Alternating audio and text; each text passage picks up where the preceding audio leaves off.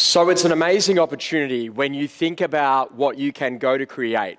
And what I want you to do today is I want you to experience something which is lacking from our society, but will be the number one thing that builds your business.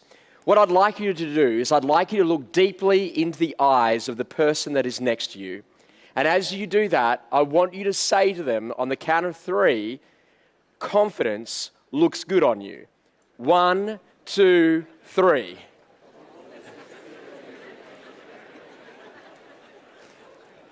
And isn't it just an amazing thing of what that does? Is that it makes you feel incredibly great around what it is that you do as an individual. And what I've worked out is that in our society, in order for you to be really successful in business today, you've got 2 choices.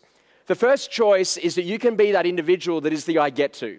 You're in a position where you've got bigger future thinking, you're thinking about what you can create, you're always thinking about what you can get out there and go and make happen inside of the world, what you can do for our industry. The second type of people that we get to meet are the I have tos.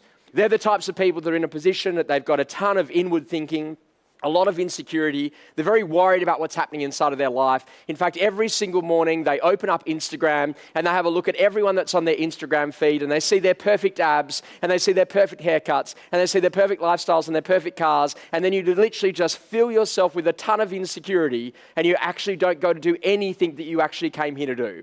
And ultimately, is there anyone here in the room today that is actually married to someone who's an I have to? Because you don't have to be. And the great opportunity about that is that there's an instruction straight away.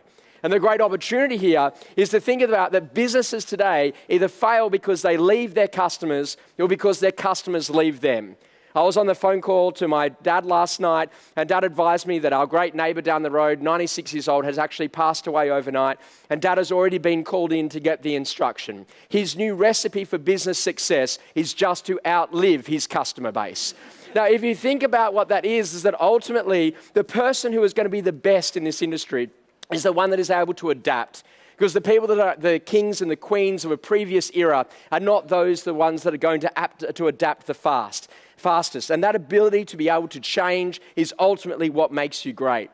What we know is that we live in a world today where you must compete about making it easier for the customer. And everything that we do is about learning how we have better quality conversations, thinking about how you go to build momentum, how you build consistency in order to be able to go and get the growth of what builds a great business. Now, if we think about it, we've been so obsessed about what's happening in the online environment, what's happening in the high street environment, about what's happening inside of our world. But what we're not obsessed about is how we serve today's customers in new and better ways. And what we know is that the estate agency industry is alive and well with businesses that are thinking differently about what it is that we came here to do. What I challenge you to consider is, what is the purpose of your organization? Because in the sales environment, we tend to talk to our owners about how we're there to maximize the saleable value. But yet, in the lettings environment, what we do is we help to assist in the saleable value, but most importantly, we preserve the value of the asset. And that allows us to open up brand new service lines, particularly around what we're doing in the maintenance of those particular properties, thinking about how we got to help that customer in new and more dynamic ways. Now, the car industry has done this forever. Their ability for you to buy a property from them, buy a car, move into a position that then you get it serviced over that period of time until you trade the vehicle and move into the next vehicle that you're about. Why don't we do that from a real estate industry perspective? Thinking about whether or not someone's buying a property, whether or not they're in a position that they're letting out a home, what can we do to assist in the maintenance and the overall use of that asset over that period of time? Now, the reason why this is critically important is that the skill that has been able to get our agents through these markets is the ability to be able to adapt, and adapt not ultimately just to cope, but adapt to win. What we saw happen in the Australian real estate market in under 18 months, a huge change. We were in a position that all of a sudden we had a 17% reduction in property prices. We all of a sudden saw a third less property transactions happening, and also in addition to that, a 20% reduction in fees. And rapidly, new business models we worked out weren't our business model. One of the major ones from the UK that came out to Australia, ultimately as an online estate agency, got out of the Australian market after spending $80 million trying to capture it. And what it worked out is that the Australian consumer was more clued in than ever before. They actually wanted an estate agent that could sell their home. Who would have believed that that would be what the consumer actually wants in today's transaction? And this is the whole idea, learning what it is that we get to do for the customer. So we saw our customers asking us questions. Josh, how do we adapt to these markets? What are the things that we need to do? And then we did some work. With Peter and I, we were in Seattle, and we had this conversation with a fascinating guy. And Dr. Edward Hallowell spoke about the importance of electronic communications versus what's actually happening in terms of human connection. And ultimately, what we know is that electronic moments that we search for every day is only 3 times the level of the power of what we go to call human connection moments, which is 1,000 times more powerful. And this morning when I opened my presentation and I got you to look deeply into the eyes of the person next to you and I got you to say to them that confidence looks good on you, for the first time in some time, you had experienced a human connection moment. And that is ultimately what is changing business today more than ever before, is the ability to be able to connect with people. And what we've done to turn our businesses around in Australia is we have focused 100% on the customer. We've focused on getting face-to-face. We've spoken to them about the importance of really driving that momentum. And what we know is that the consumer worldwide now is prepared to pay for enhanced human experiences. They're prepared to pay for that opportunity for you to actually do more than just the transaction. Because it's no longer about the purchase or the sale. It's no longer about letting the property out. It's actually about moving in and living in the property successfully and maintaining the asset value during the life of ownership. And this moves into this conversation of a fascinating book called The Jobs Roadmap. And ultimately, in Jobs to be Done, it's a roadmap for customer-centered innovation. And what it talks to you about is that what are the jobs that you actually get done for the customer? And the interesting idea here is that when you focus on jobs, it allows you to focus on what really matters, rather than trying to add on cool features that muddle on the service experience and actually make the service less compelling. And this is the problem. What our industry has done is that we look at all the extra things that apparently a competitor's doing down the road for a cheaper fee, and we think we need to add it, but does the customer actually see real value in what it is that we do? Interesting conversation, when that particular agency came out to Australia from the UK, they advertised that they had a 24/7 online owner portal. What is that? It's a website where someone can log in to see how their property transaction is going. Well, in Australia, we didn't need that because we're in a position that we already spoke to our owners every single business day during the 28 days that they were on the market. We practiced already human connection. And we didn't need to keep on adding on all of these additional features. What we needed to do was to do what is right, which is actually learn to help people in one of the most challenging times in their sales experience. What we also know is that you need to move where the market is. And one of the conversations that we were having with Dataloft over here in the UK is that how do we understand which markets are high growth, which markets are high turnover, which markets are low turnover and low growth, and how can we use that information to encourage people to come to market? How do we use that information to encourage people to learn what it is that they need to do next? Because data gives you insights, so then you can make better data-driven decisions. And this is an important part, because if you want to build relationships with people, you need to understand where they're at right now and what they're looking to do next, because the fundamentals of the consumer has never changed. Fundamentally, what the customer is looking for is the ability to understand what is happening and what they should be doing next. One of the things that we see is a global economy that is rapidly changing. And your ability is to understand why someone would work for you and your estate agency business. It's not that the estate agency model needs to change. What needs to fundamentally be clear is what the model actually is. And for us, we have this belief that when someone comes to join your business, they actually join your business because you have a series of tools and platforms that actually guarantee success. So what we've been doing with the best estate agents in the world is focusing on what their platforms are that guarantee that level of success. And for us, we think about, well, what is your training platform? How does someone step into your business and go from zero to hero? What's your brand platform? What does it stand for in the marketplace? The conversations around what you do around agency marketing to generate the leads. What you do also at a property marketing level to have your property stand out compared to anyone else. a conversation around technology inside of the organization, making our agents more mobile, more adaptive to the conditions of the day, smarter in terms of the customer conversations, improving the workflow between our sales, lettings, and maintenance and property management teams, recruitment of better quality people to each of our individual branches, what we provide in terms of coaching and deal support, in the wealth creation of the people that work inside of our very industry. What amazes me is the number of estate agents that have never actually bought a property themselves, but yet they claim to be experts about our industry. How can we encourage the next generation into asset ownership? What are the things that we can do to encourage career progression? And how do we actually move the conversation about our vision and our planning and our meeting rhythms to allow people the opportunity to really grow?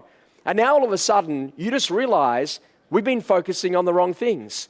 And the future is so bright because what we do is we take these individual platforms, we build them out inside of organizations, and we allow people to understand the value of what the organization brings to the table.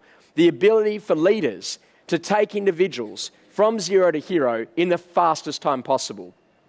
What we did with that is we then went into organizations and we used a very simple methodology called plus dot minus.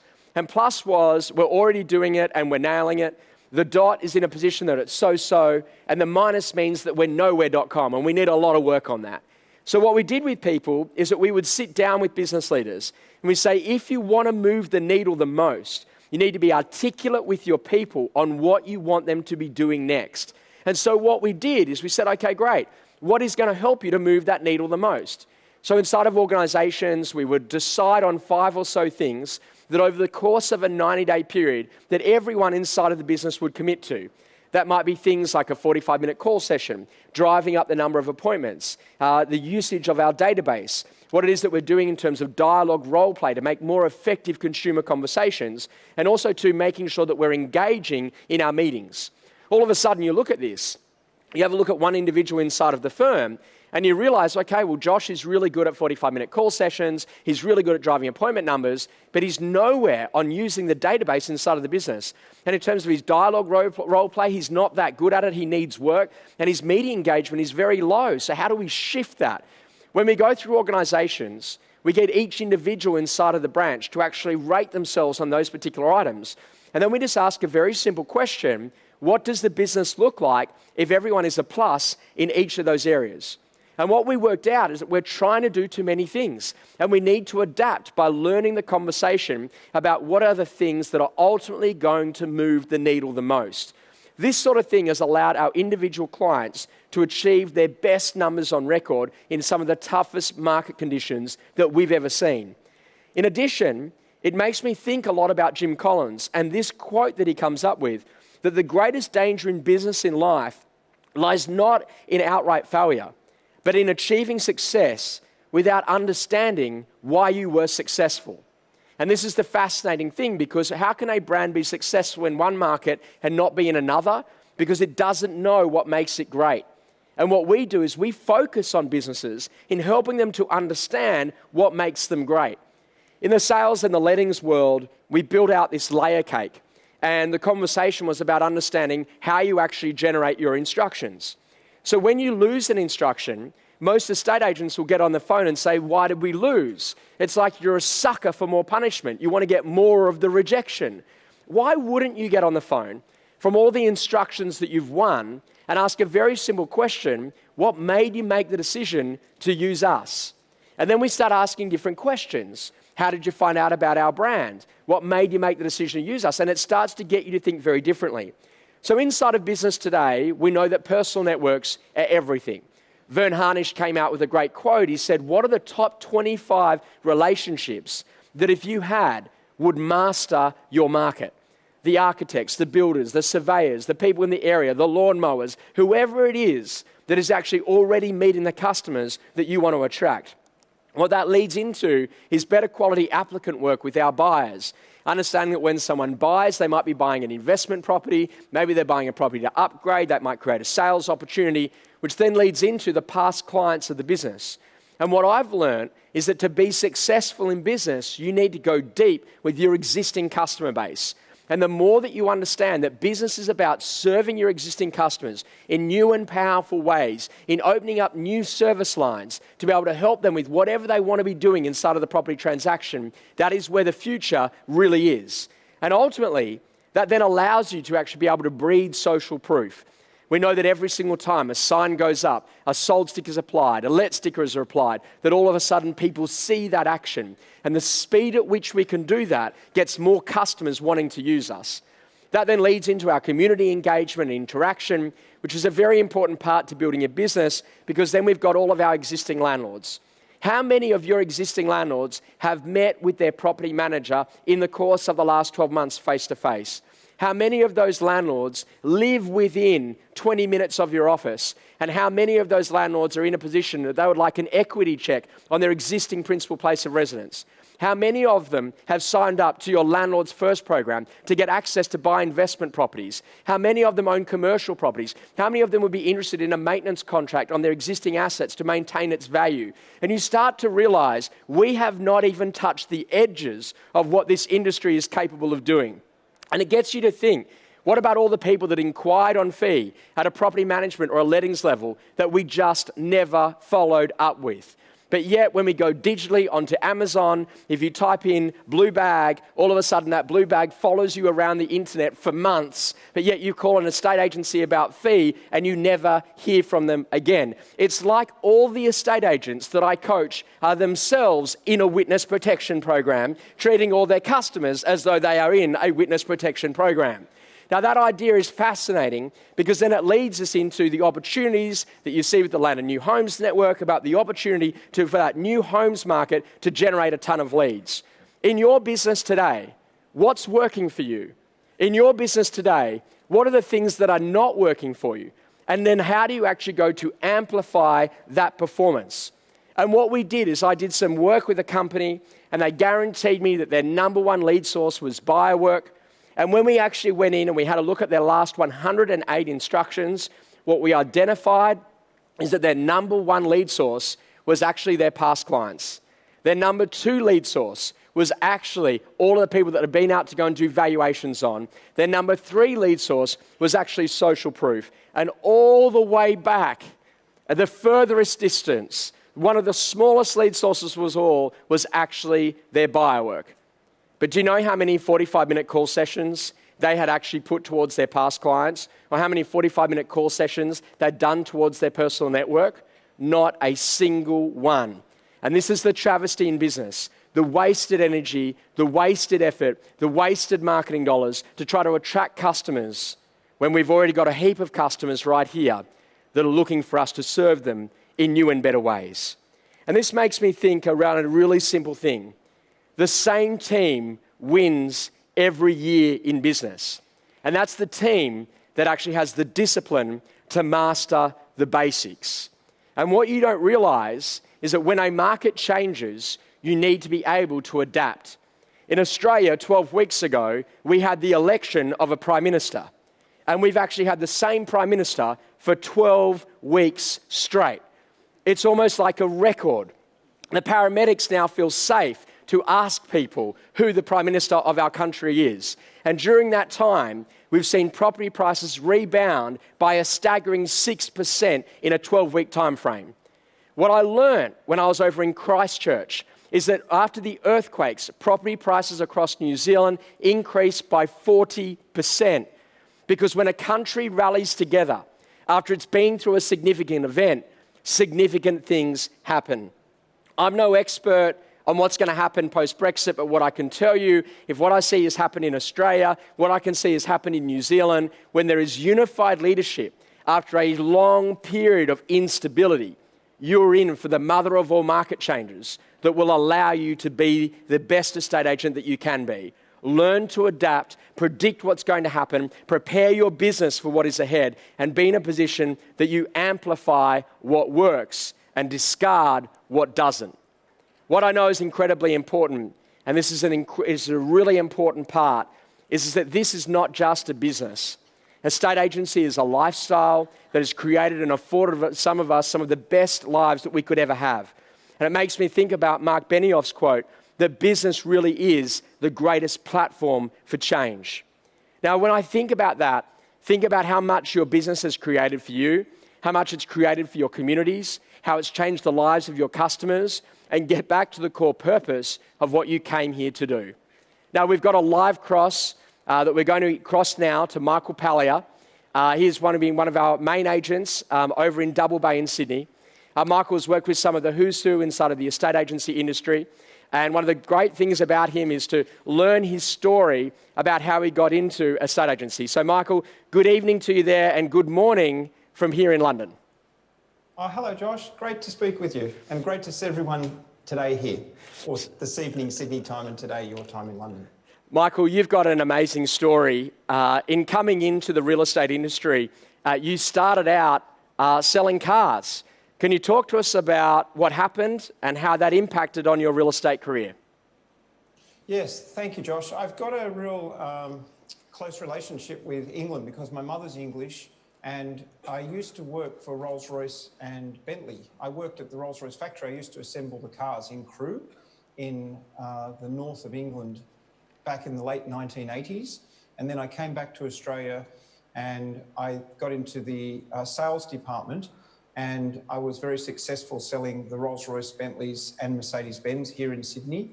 And I was lucky enough to then move into house sales 22 years ago. And I've sort of never looked back, but I've always had, it's what you were talking about earlier in your presentation. I've always had the same clientele the whole time. So I see that we're not really in the car industry or the real estate industry. I feel that we're in the people industry. So it's a people's business. And we're just making sure that people get what they want and they're happy getting what they want and they feel satisfied at the end of the time, then they come back to you. And it's all about repeat business. So if you can stay in the one area for long enough and do the right thing by enough people, you build, it's like a farmer. You have your farming area and then the business just starts, it keeps going. It's like a big wheel. It just starts to roll and then it rolls so fast in the end you can't stop it. It just keeps on going. So that's what I've done my whole life. So, Michael, there was a day where someone walked into the car dealership and said to you, you shouldn't be selling the cars, you should be selling where they're parked. And you thought that they meant selling car parks. How did that have an impact on your career? Yes, well, I was selling a Mercedes-Benz to the person in 1997 who bought the most expensive house in Australia that year. He moved back from living in New York. So he turned to me and he said, I'm getting better service buying this car than I got buying the house. He said, why are you wasting your time selling cars? He said, you know all the same people, why don't you sell the houses? I'd never thought about it. So I thought, that's a great idea. And within a year, I was out selling houses. And he's still one of my clients to this day. And it's an amazing story because when you first came into real estate, people were telling you that you would really love people and property, and that's why you'd be successful. That's right. Yes, you're right. I think you said that. Didn't you say to me, people come to you all the time and they say to you, I think I'd be great in real estate, Josh? Didn't they say that? And you always say, why do you think you'd be great in real estate? And they always say, because I love people and I love houses. And you say in 6 months' time, you'll hate them both. Is that right? Yeah. And it's such a true... You said that, yeah, it's such a true part of what it is that we do inside of a estate agency. Michael, you've got to deal with many important people inside of the Australian community, and there was actually an opportunity of how you got one of the most significant listings of your career by actually helping out in a very interesting situation, including a bathroom. Can you tell us a little bit about how fixing the bathroom led to that? That's right. So I dealt with a famous Australian businessman called James Packer. So he's the son of Kerry Packer. I think a lot of people in London may know of the Packers. They were the big media moguls here in Australia, and at one time they were the richest family in Australia. So James Packer came to buy a house for his girlfriend at the time, just after his father passed away about 12 years ago. They bought the house from me. It was about £2 million at the time. And then the girlfriend PA called me in a panic after they settled on the house, and she said, we're having a birthday party tonight for Erica, that's his girlfriend. We've got the balloons up, we're ready to go. The party starts in 2 hours' time. We just noticed there's a massive crack in the toilet seat. And James is coming to the party and we can't have him going into the bathroom and seeing this big crack in the toilet seat. She said, can you get a plumber down here as soon as possible? I thought, boy, I can't get a plumber there that quickly. So I jumped in my car and I drove over there, pulled the toilet seat off the toilet, ran down to the local hardware store. Luckily, they had a matching toilet seat. I ran back, and this is a big thing for me because I'm pretty germ-phobic, so it was really testing me. And I ran back there, put the toilet seat on, and then I ran out of the house just as the party was about to start. And then a few years later, James Packer married that lady, and they built this huge house down the road from the little one they bought from me. And they spent £35 million building this house. I got a call from the PA. The PA said they were really happy with the way you helped them that night with the, fixing the toilet seat and all that. They want to sell the house now. So I listed the house and sold it to the first person for £35 million. And it was a direct result of what, the relationship we'd had in the past. And this is a tremendous thing because we've done a lot of work together in a lot of interviews. And Michael, one of my favourite ones is the conversation about you turning up to doing a viewing on a property. And when you were there, you noticed that the light bulb had actually blown in the lounge room. And you then left, and you on your way home from work, you were in a position that you stopped by the local supermarket, picked up the light globe, went back down to the client and knocked on the door and said, look, I noticed that your light globe is blown. I was just wondering if I could replace that for you. Now, Michael, this is a tremendous level of service. You get to operate with a lot of great people. How does this service help you to build such a strong business? Yes, well, you see, I've never really done it because I've wanted to do it to get more business. I've just done it because I've just tried to do the right thing by people, but then it just sort of seems to lead to lots of business. So I average about £200 million a year in sales. I sell about a sale a week or a little bit more than that. I mean, tonight I just sold a property for £3.5 million before I came here. Last Thursday I sold another one for £5 million, but they're all old clients. So pretty much every week there's someone listing a new house, and I keep thinking it's going to stop, but it just done it for 22 years and it's never stopped. And I've sold over 1,000 houses in this area. It just keeps on coming. But I just think if you do the right thing by people and you build a good reputation, your business, it's what you talked about, you can't go wrong. You just got to actually mean it and do the right thing, and you'll build a great reputation. Everyone sitting in that room, London is, I think it's probably the greatest city in the world. So I think everyone sitting there is blessed to be working in that city. And I think that the world is their oyster. If they just do the right thing and stay in the one area and build a good reputation, you can't really go wrong. That's how I see it. So, Michael, you haven't been afraid of changes in a marketplace, changes in technology, or what's happening in the industry, because you've just focused 100% on people and customers rather than on competitors. How has that mindset allowed you to dominate?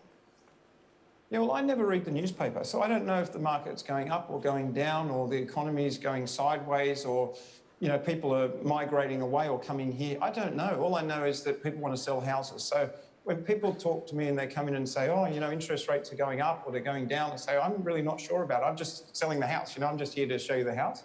And I find it's a very successful formula. I think if you just don't get involved in all the politics, and as you said, go on the Instagram. I don't have Instagram. I don't even know how to look at Instagram. I just don't worry about it. I just worry about my clients getting the best price for their properties. And Michael, you are 100% about service of your clientele. There's a certain week of the year where you have a number of Chinese clientele, and you actually have a vehicle that you drive those customers around in to make them feel comfortable and to make them feel important when they go to make those purchases.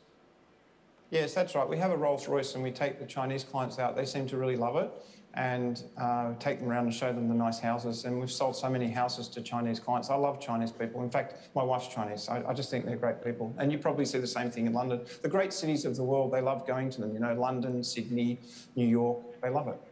So, Michael, you've been in the industry for a long period of time. I met you practically my first day in coaching and training, and we still see each other in Double Bay and get to wave and have those conversations. What do you think is important for the longevity of an estate agent in our industry? Yeah, I think it's what you talked about, Josh. It's just keeping it simple, not overcomplicating it, and looking after people, keeping a good name, doing the right thing by people. And if you do that, and not just people you want to get business from, anyone you deal with, just make sure you do the right thing. And if you do that, I find if you can stay long enough in the one area, you can't help but do well. That's what I find. I don't know if everyone in the audience feels that, but that's what I found. Well, Michael, thank you so much for taking the time out of your busy diary on a late night there in Sydney. From all of us here at London, we wish you continued success. I look forward to seeing you in the streets. Thank you, Josh, and thank you to everyone in London. Thank you so much. It's been a real honour. One of the great things that you realise about working with someone like Michael Pallier is that ultimately service is in every transaction, and it's with every customer, and it's how you make people feel. And make people feel confident, you'll do amazing things in business. Thanks so much.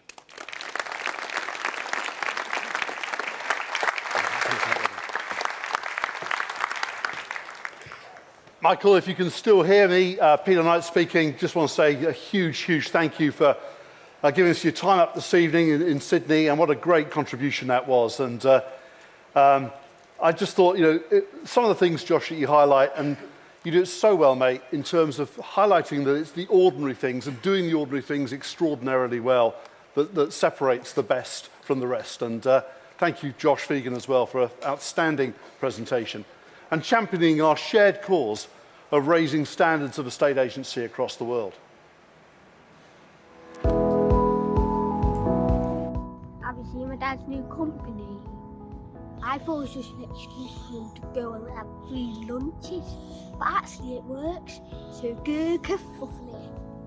Hi, I'm Simon Whale, and as well as exploiting my own children, I'm going to do anything I possibly can to help you make the best choices about your suppliers. So come and see us at EA Masters, and I'll give you a free white paper to help you choose your best partners for the business and to manage those existing ones, and it will save you time or money.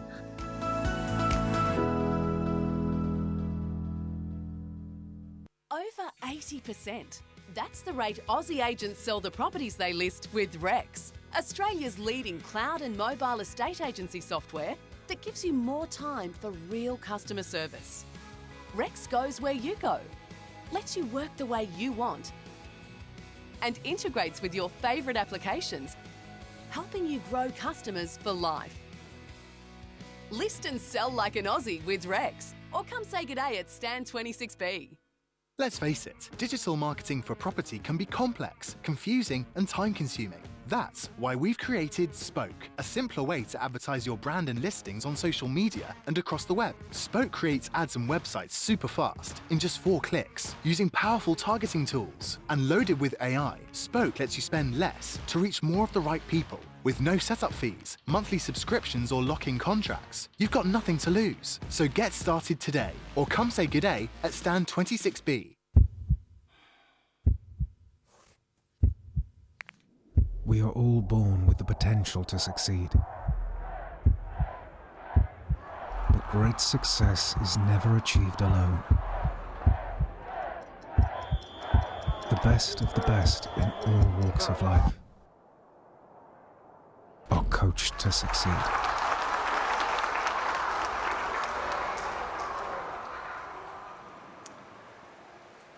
I'd like to thank Rex and Spoke for your support. Rex is a very well-known and leading CRM business in Australia, and you can find out all about their system by visiting their stand, which is next to the Property Academy in the Innovation Hall. But thanks very much for taking the package this year and coming over to support us.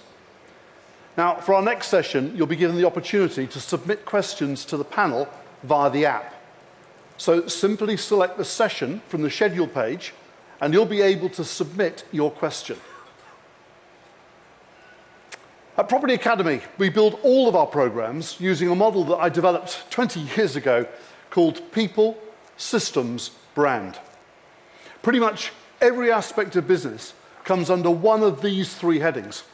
And I'm delighted to introduce 3 individuals whose companies are exemplary at all 3. Joanna Swash of Moneypenny, Heather Staff of Spectre, and Ben Sellers of Starbury. Please welcome them to the EA Masters stage.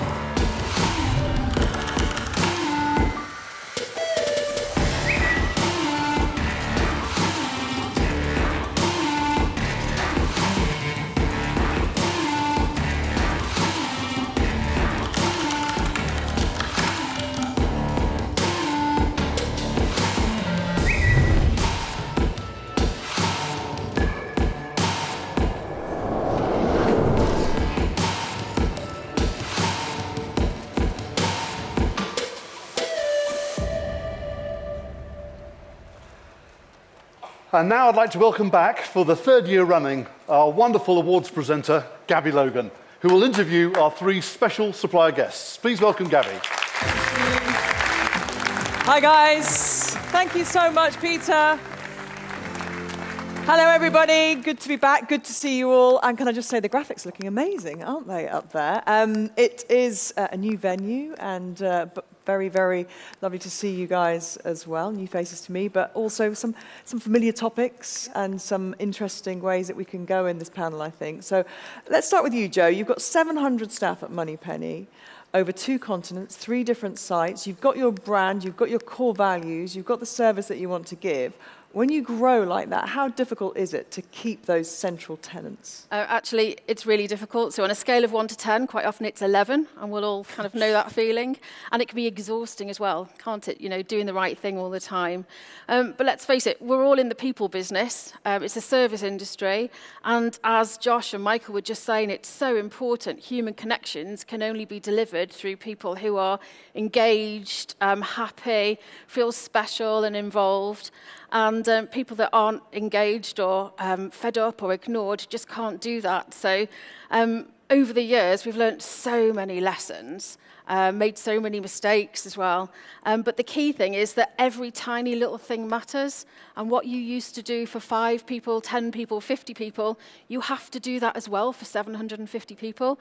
There's no shortcuts, no magic wand. And it's about just keep doing those same things that worked when you were a small business. So the mistakes, you kind of alluded to it there. You've made mistakes. Things haven't always gone right. They're the key learnings for you, are they? Oh, you know, and we all do it, don't we? You know, you think you might cut corners on something, or you think you might do something and it might be a bit easier not to do Easter eggs this year or something like that.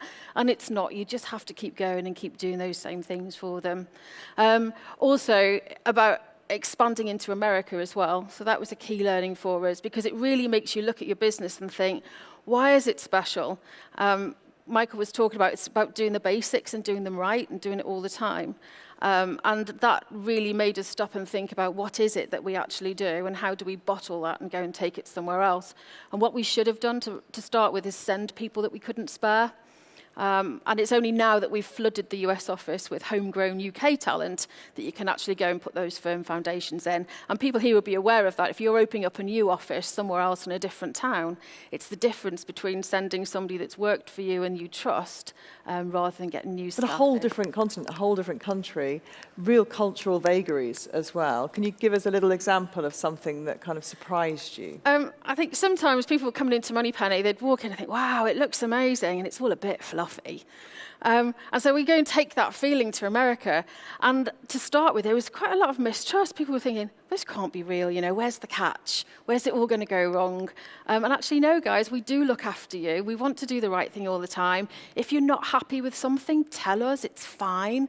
You know, we're not a management team that doesn't want to hear. We want feedback all the time about how things could be better. They do. Yeah. So people and culture, so important to you. We've talked about that. Heather, we're talking about systems now with you. First of all, what is a system? Yeah, it's a pretty good question because it's quite a broad term. So I would say a system is simply a way of doing something in your business. And I think when you talk about systems, people immediately start thinking about technology. But it's much broader than that. It's everything you do, from a system to hire a new person through to a simple checklist for booking in a new valuation. And everybody here will already have systems in place in their business. But the difference between a good and a bad system is it done consistently again and again and again with the same high quality result at the end of it? And I get it, by the way. Systems are not the most glamorous part of being an entrepreneur. I don't think anybody here goes to bed at night thinking, God, I can't wait to document my systems and processes tomorrow. But it is fundamentally, it makes the difference between an average agent and an excellent agent. And just to give you a bit of an example from our side of the fence being a supplier to the industry, something that we often come across is an exceptional agent that works for a larger agency who leaves and sets up on their own. And at the beginning, that business is fantastic. The service is excellent, the customers are happy, we can see the market share growing. But then that business runs into the same problems that all startups face, which is, frankly, exceptional individuals do not and cannot scale So unless they have had a focus on systems in the background, things start to slip. You know, service slips, consistency slips, and before you know it, the market share is being impacted. So that is what systems are to me, and that's why they're so important. So how do you go about putting a good, effective system in place then? Yeah, so I would say start by just simply thinking about them. I think we're all guilty of getting caught up in the day-to-day of, you know, Jane knows what she's doing with X and I know what I'm doing with Y. So there's no real impetus to go away and think about them until, you know, one day shit happens and Jane's ill or she leaves and you realize that you haven't got those systems to take care of it. So I would start by, there's a book called The E-Myth, which is actually quite an old book, but I recommend it. And it talks about thinking of your business as if you were going to franchise it, so that you could hand the keys over to somebody tomorrow and the business would run in exactly the same way. And I would say, following that principle, outline all the major operations within the business and then document what systems you have got in place underneath each one of them. And those systems, to me, should include the people involved, the processes involved, and the platforms involved as well. And then once you've mapped it all out, you will see where there are gaps or areas for improvement. So, yeah, that's where I would start, basically. That's almost like doing an audit, isn't it, of your own system, which is a healthy process to go through, even if you think you've got a system in place. Exactly. It's very boring, and I get it, it's not glamorous, but it will help, and it will make you realise if you haven't got them there. Excellent. Ben, what does brand mean in the digital age? Well, I think that it means that we've got a massive opportunity. It means that there's a whole step change, as Josh was mentioning earlier on. We're no longer talking about a logo, a font, and colours. And so many companies that I see, many in this room, to be fair, and we were the same, that's what a brand used to be. Mm-hmm. In actual fact, a brand in the digital age or the non-digital age is all about understanding, going back to the roots, going back to the core. You love your brand. What's it all about? What is the core values that you have in your brand? Actually having a mission is great for you internally for our businesses, whether it's the estate agents here or the suppliers. Actually understanding your what's your tone of voice? How are you presenting it? And in the digital age, obviously, we've suddenly got so many new mediums. It's not about shop fronts and, signboards anymore. It's about some incredible channels. And we've got this opportunity where we can literally deliver our messages into our customers and our potential customers' palm of their hands. It's a small area, but it's a punchy area. And, you've got to make sure that you create a story, It's storytelling is what everything that Josh was just talking about and the successes Michael was talking about and everything that's here, it's a massive opportunity. You've got to go back, you've got to get creative, think out of the box and start creating stories, and then your team can start being storytellers. Can you give us an example of an estate agent that's really embracing that for you? Well, I think that I've got one who I absolutely love called Luro Brand. And what they did was a gentleman called Antoine Luro, Frenchman, was an ex-rally car driver. And he decided to move to the UK back in the 70s. And all his mates, the racing car drivers, had these funny old little Muse houses. And he thought, well, this is rather cool. And all the rock stars and the artists and everyone were there. And you open these garages and there were these cars. So he thought, well, hold on, they're all a bit run down at the back of the big houses because they were the servants' quarters. So let's actually see if we can build some value into these. We dig down, we go up, put roof terraces on them. And so his commitment to his mission, which was Luro Brand, will be synonymous, the go-to place for Muse houses in 800 streets in London, which is kind of amazing. He jumped on his Honda on his own, went round, rode every single one, photographed, and he's documented over the year. It's meant they're on page 1 of Google for every single Muse you can ever imagine. And now he's bringing that story to life with video. lovely stories of all the different quirky people and the eccentrics that live in Muse houses. Have you got any other ways that agents could bring their stories to life? Not everybody's going to have a story like that. No, well, I think that, Michael and, I preach it in here is you've got to own your area. So, we have another lovely client called Daniel Cobb, and they are passionate family business. And they said, we want to be different. We do not want to be cliched and keep serving up property every minute. People aren't engaging with property. They're engaging with stories. They want to see that you love your local area. You know it inside out. So we created this whole locally grown product where it's all about interviewing the quirky little laundrette that has a cool little system, or some electric bike shop, or little one-offs, and actually demonstrate your passion for what you do and your sort of deep understanding, way beyond the obvious. I always say that these companies like Nike, when do we ever see them talking about the sponge in their soles? They talk about awesome sports heroes and athletics, When did we ever see Red Bull showing a can? It's all about extreme. So it's stories, it's creating stories around your products, services, and your people. Thank you. Heather, as the owner of a prop tech business, I know you think technology is hugely important. So tell us a little bit about how important it is in terms of implementing systems. I imagine it's the foundations, really. Yeah, I would agree with that. I would say that whilst it isn't essential for all systems, because you can have really basic systems like checklists and things, it can be extraordinarily helpful in making systems, A, more repeatable, B, more efficient, and C, more cost-effective. So I would say my general philosophy is if something can be automated, automate it. And within our own business, we use loads of technology. We use Slack for communication. We use Workable for recruitment. Workable is absolutely brilliant, by the way, if anybody hasn't come across it. We use Lattice. We use Zendesk. I could go on and on. But by the same token, we also have systems that don't involve technology at all. So to give an example on this, we have one-to-one catch-ups with our team members every month. And at the end of the catch-up, we will ask them the same 8 questions every single time, and we've done it from day one. And these questions are a little bit off the wall. They're stuff like, okay, if you were me, what would you be doing differently right now?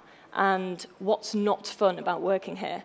And I cannot tell you how effective that system has been at giving us insights into our own business, which we should know like the back of our hand. And by the way, we stole these questions from a book. So if anybody wants them, come and find me afterwards, because I'll happily share them with you.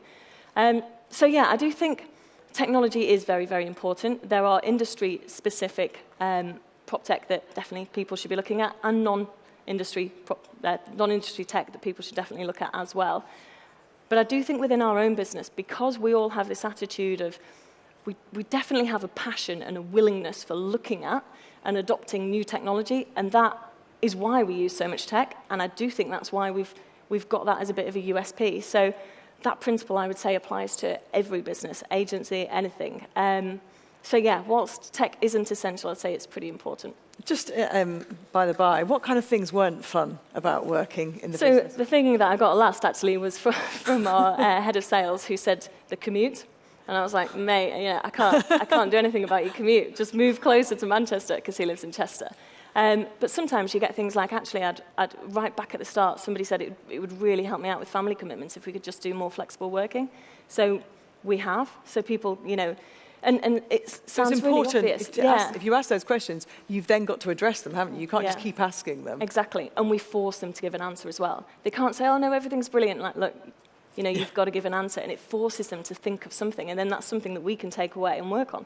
Excellent, thank you. Joe, if people are sitting there thinking, right, I want to prioritise culture in my business, what are the 3 key things you think they should address? I think the first one is be your own best example. So don't be the business owner that has the special parking space, the better phone, the better laptop, that drinks better wine in your Christmas party. If it's good enough for the team, then really you should be sharing that as well.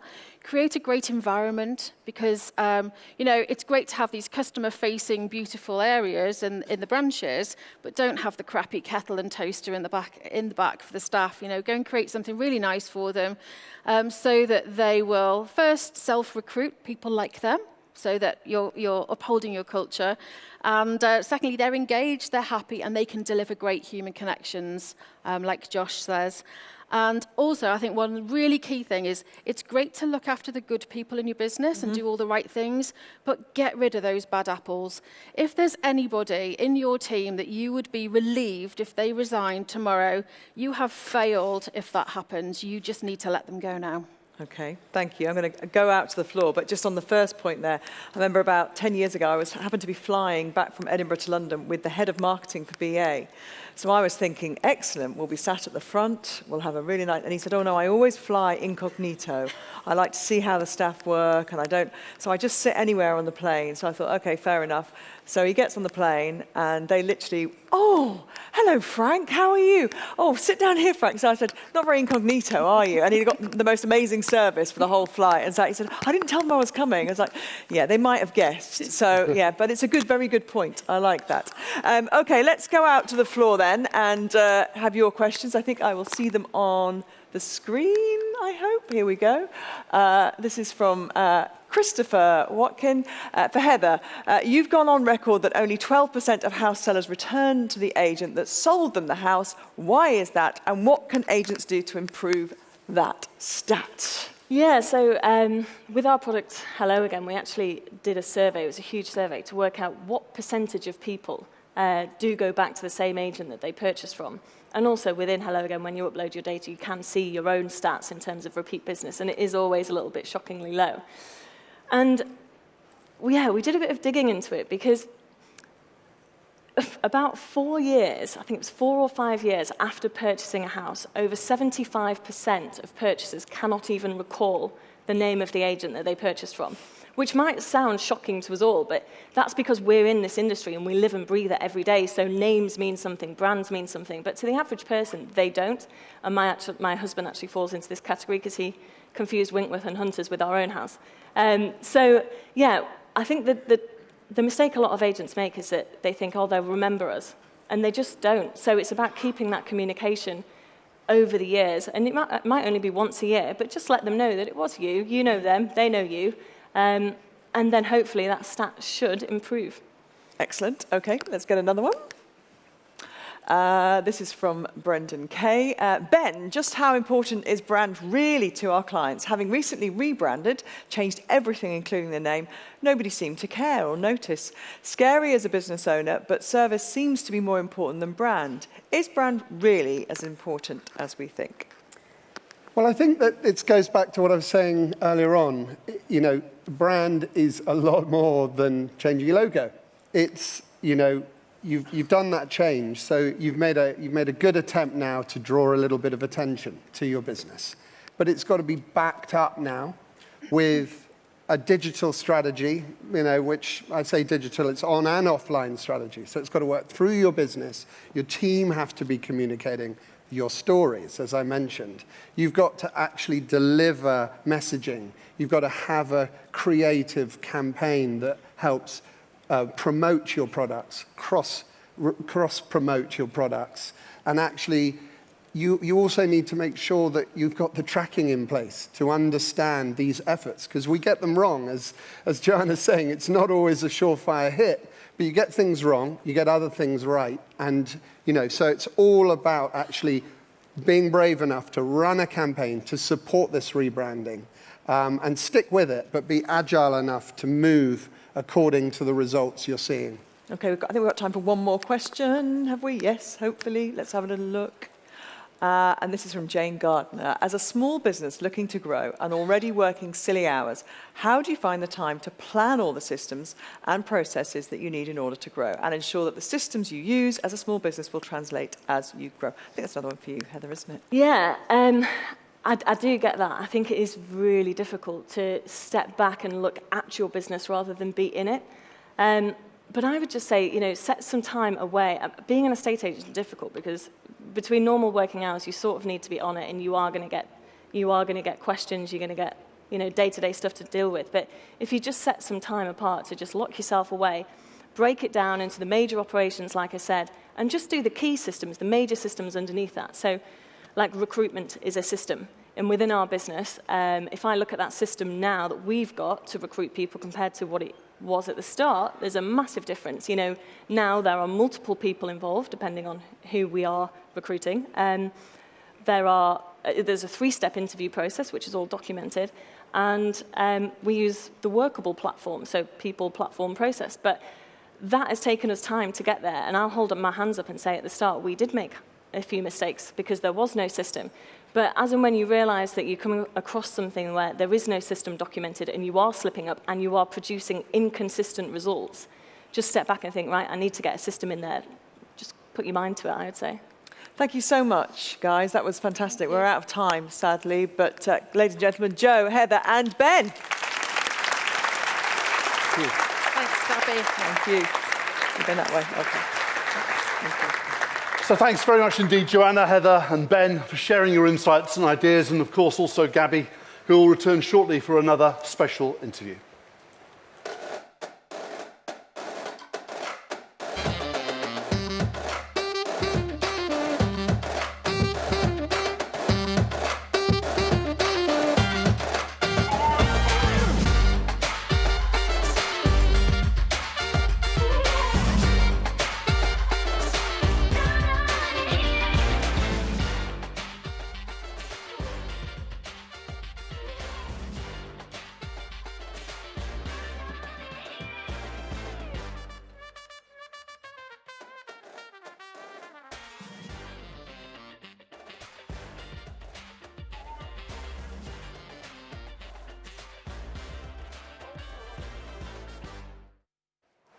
We are all born with the potential to succeed, but great success is never achieved alone.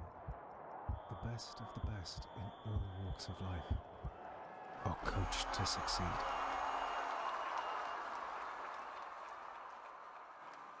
Property Academy's purpose is to provide 4I: information, insight, ideas and inspiration.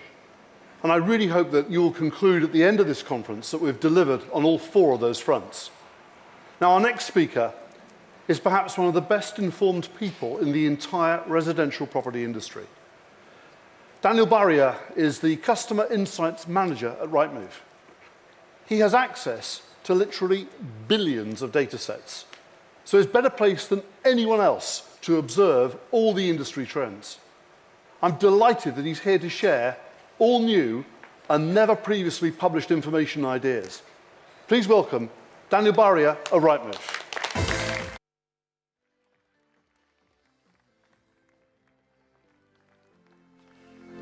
Thank you. Thank you very much. I brought my puppy for comfort. I've been asked by one of my colleagues to let everyone know that we've got several of these strategically placed around the venue. And if you're lucky enough to find one, you can just bring it to the stand. You get a fine bottle of champagne, and we'll also sponsor Battersea Kennel for a full year. So I'm going to throw this one into the crowd. Hope I don't break any glass. And whoever gets it, remember to take it to the stand and claim your champagne. What direction should I go?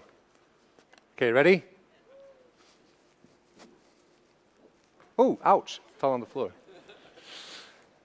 Thank you very much, everybody. My name is Daniel, and so I work with research and insights at Rightmove. So my job really is to analyze and learn more about how home movers are behaving, right? Sort of learn what their process is like when making decisions around buying and selling and letting property. And also very much how they interact with you guys, you know, from their perspective, and also discover more about their process of selecting an agent to work with. So we also have obviously access to all of you, to all of our customers and agents across the country. So personally, I've spent in the last couple of years a very long time just hanging out with you and in offices, just observing and learning what life is like in the real world of an estate agency or lettings business, sort of understanding the dynamics of the business and how you interact with your clients and how you deal with incoming inquiries, how you work your databases and all that. And one of the things that we look for is gaps between what consumers are looking for, what matters to them, what their expectations are, and what is offered to them, and also how it's offered to them. And so it's been quite fascinating to be able to dip in and out of these worlds and see where what is offered is nicely aligned and where these gaps are. But as you would imagine, there are plenty of these gaps in several layers of the business, and I don't have time, of course, to go into all of them, but today I'd like to focus on one area in specific where some of these gaps are quite evident. And I think we didn't rehearse it, but it's very much in line with what Josh was speaking about earlier on, and that's within the arena of the experience that you provide your customers with. And in this instance, when I say experience, really what I mean is how your customers feel after every interaction that they have with you and your business.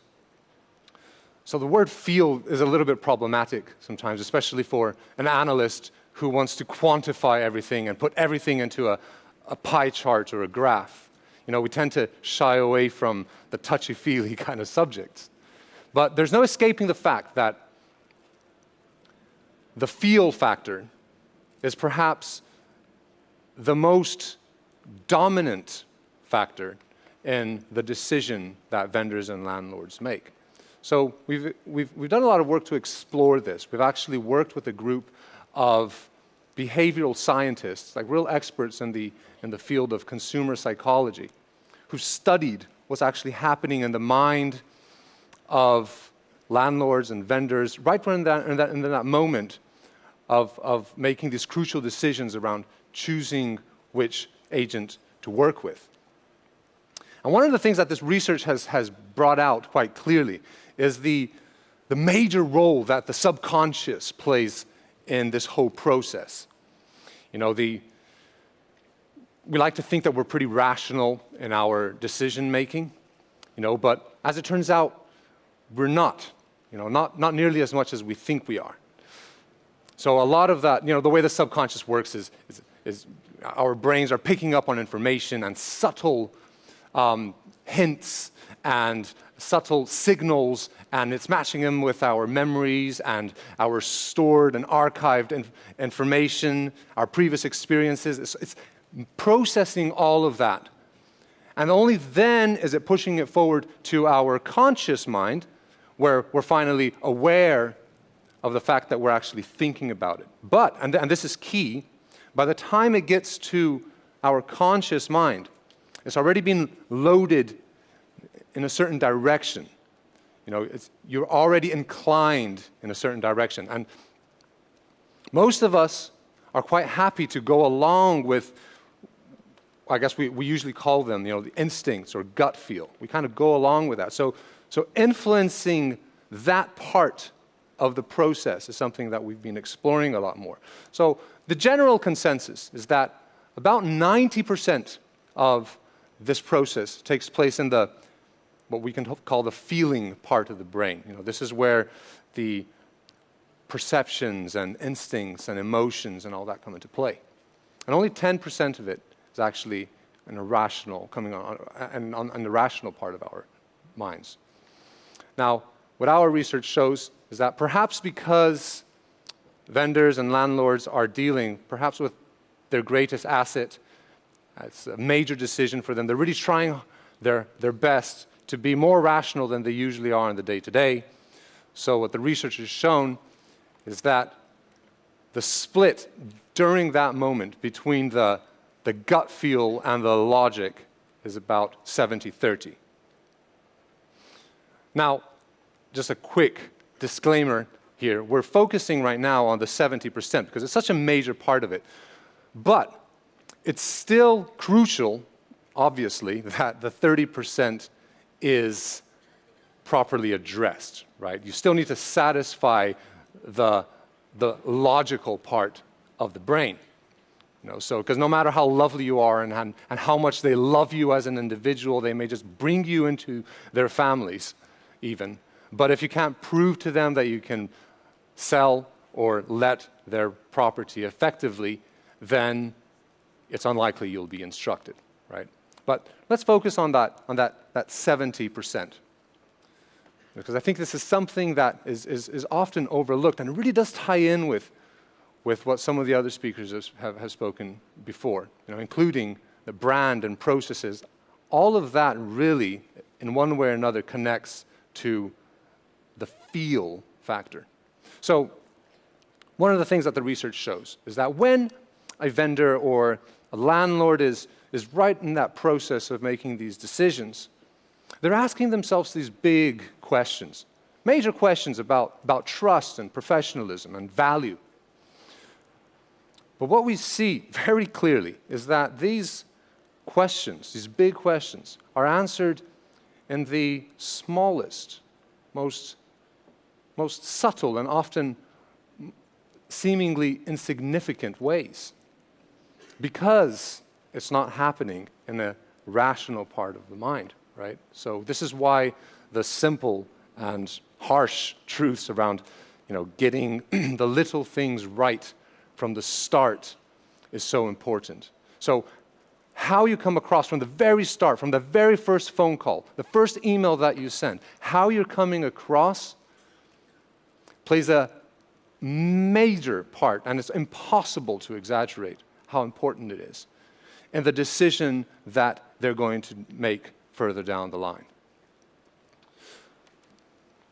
In fact, this is so true that we can predict with reasonable accuracy what agent will be instructed after only the first 2 touch points, the first points of interaction. So this is before they've actually met you or have had evaluation.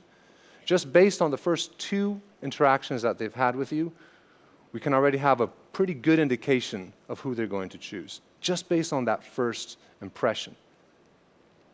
So understanding and learning more about this, what's happening in the subconscious, is something that we're doing, as well as obviously exploring ways and things that agents can do to put this knowledge to use, right? To help them win more and to be more efficient in what they're doing. And it's quite exciting to see this materializing. We've got several examples of how some of these principles in psychology are applied to processes, and results are quite visible. I'll give you a couple of examples. So there's a cognitive bias, which is known as miserliness. So a cognitive bias, by the way, is basically a flaw or a glitch in these automated thought processes, right? So it's like shortcuts that we might make in order so that the decision-making process is made quicker or easier for us. Our brain just quickly jumps to conclusions, as it does at this stage here. Our subconscious is eager to jump to a conclusion straight away as quickly as possible without actually gathering enough rational information for it, right? And sometimes this can be relied upon, but many times not quite. Right? And so these flaws are called cognitive biases. And one of them is known as cognitive miserliness, which is basically the principle that we are, as humans, lazy thinkers. We don't like complex decisions. We shy away from having to make decisions which are multifaceted and have too many variables. So ideally, using this knowledge should be, basically what we like is simple, no-brainer choices. So ideally, you'd want to, when interacting with a potential customer, make yourself be the simplest and the most obvious choice for them. It's almost like there's a part of us which wants a decision to almost already be made for us. So whatever you can do to simplify that decision would mean you're on the right route. So agents that simplify the way that they talk about their proposition have a much higher success rate. And so basically you're better off talking about a simple 3-step process than to bombard them with 129 reasons why they will benefit from working with you. There's another cognitive bias known as anchoring.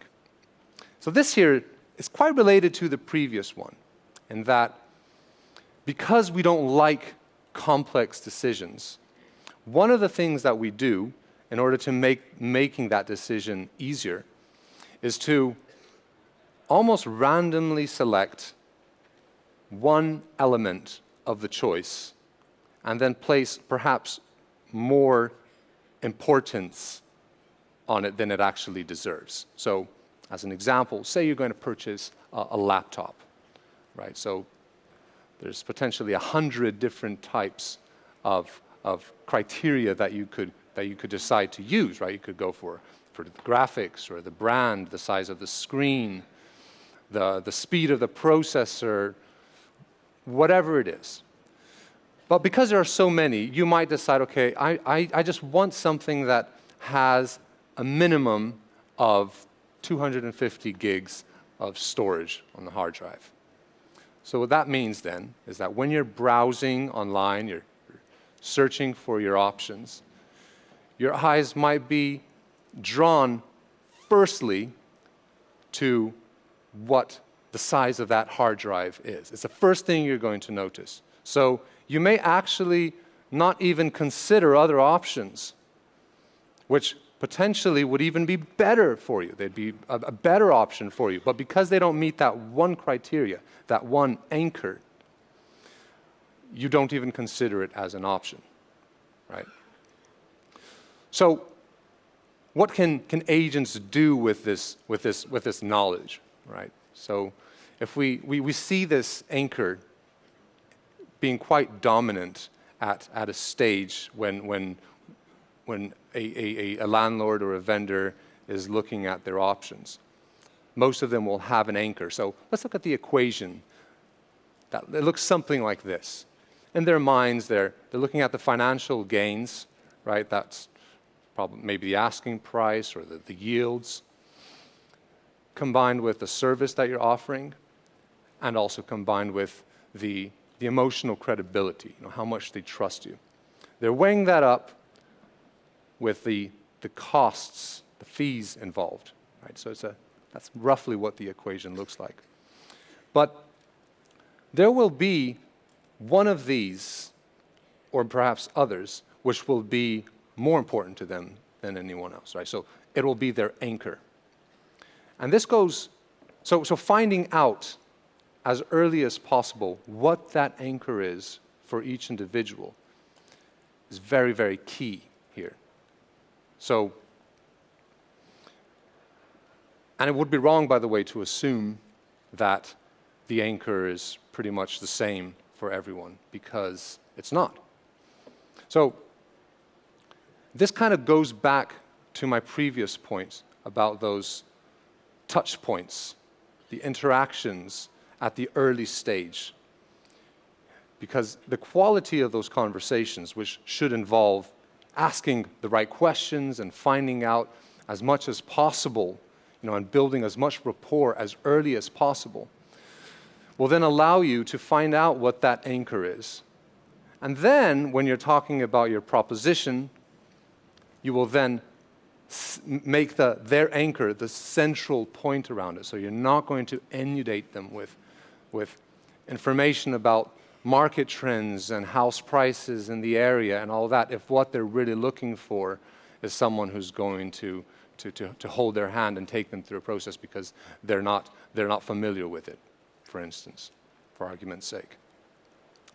This is really the principle behind what you're all already familiar with in sales, right? Which is to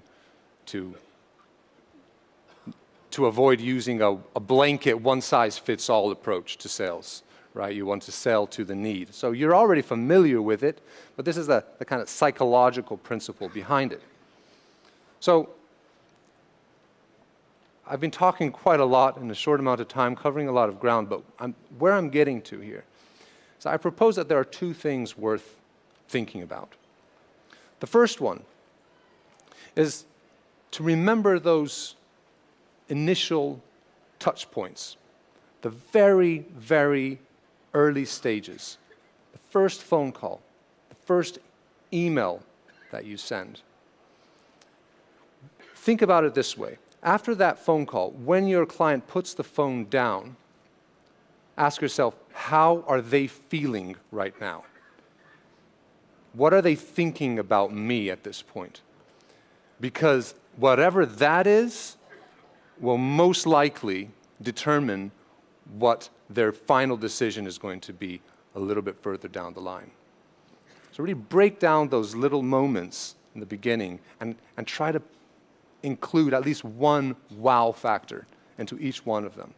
You know, contrast yourself against your competitors and find out what they're not doing and do some of that, whether it's just to show some more personality or to ask a few more questions, build a little bit more rapport, whatever it is. Because by the time you actually get to meet them in person or go into evaluation, if they already like you, if they're already inclined towards going with you, if you're already have been a little bit better than your competitors, the chances of you winning that instruction are exponential. Second thing to think about is really to remember that split between the 70% gut feel and the 30% rational. You know, we spend a lot of time in this industry speaking about processes and technology and brand, you know, and these are all extremely important, of course. But remember that why they are important is because they are directly linked to how the customer is going to feel, whether it's your brand or your logo, your processes, right? And so if you look at that split of 70-30, maybe it's worth thinking, is our strategy proportional to that? Is the training that we provide our teams proportionate to that ratio of 70-30? I think it's worth thinking about this. So I'd love to, we have a new seminar that we're taking on the road, which is going into this in a lot more depth. So it's a whole morning that we're spending with customers in different areas. We're traveling around the country. So keep your eyes open, because if you get an invite, if we happen to be in your area, I'd love if you could join us. But for now, from me, that's it. I'm going to be at our stand. If there's any more information about this that you would like to hear about, I'd be more than happy to hear your thoughts and learn about how you're doing things and how you're implementing all of this. But for now, thank you very much for your time. Hope to see you soon.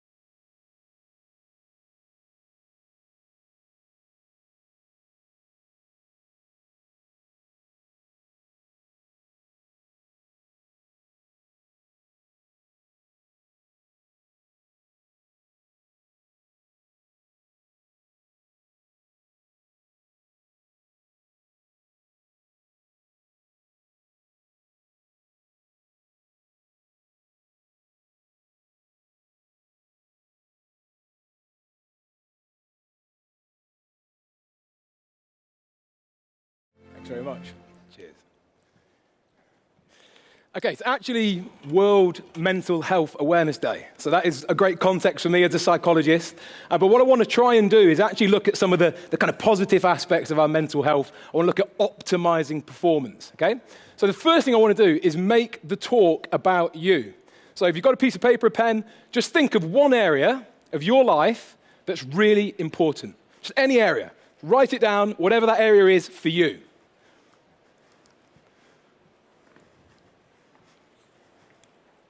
Okay, so that area, it's important to you.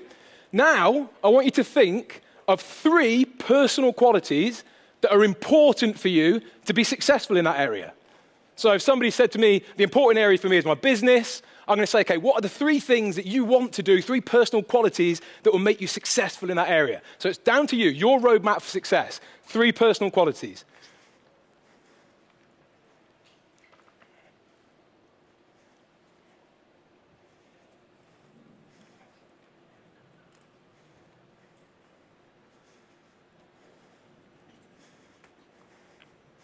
Okay, so we're starting to get this roadmap. You can see what's important to you. You can see how you want to be to get success in that area. Okay, you're going to be unique. Obviously, someone over here is going to want something, and to be a certain way, you're going to want something quite different, okay? So that's how we're unique. But one thing you will absolutely share in common, I can almost guarantee it, is nobody has written anxious. I want to be anxious, or I want to be envious of other people, or I want my motivation to go up and down in my life. But I absolutely guarantee it, because I've seen it time and time again. It doesn't matter if you're the world's best athlete or you're the world's best estate agent. You have these unwanted thoughts, unwanted feelings. They come onto you. You don't really know what to do with them. Sometimes we even do things we don't want to do. We eat things, or we get in arguments we don't even want to be in. So the question we've all got to ask, every single one of us, is what is going on? What is going on? Because if we understand what's going on, then we can start to look at what we can do about it. So that's my challenge to you. How can we get an answer for what's going on that gets in our way? How can we improve it to be happier, more confident, more successful? Well, to answer the question, I'm going to have a look at this. Okay, pretty amazing piece of kit we've all got up here.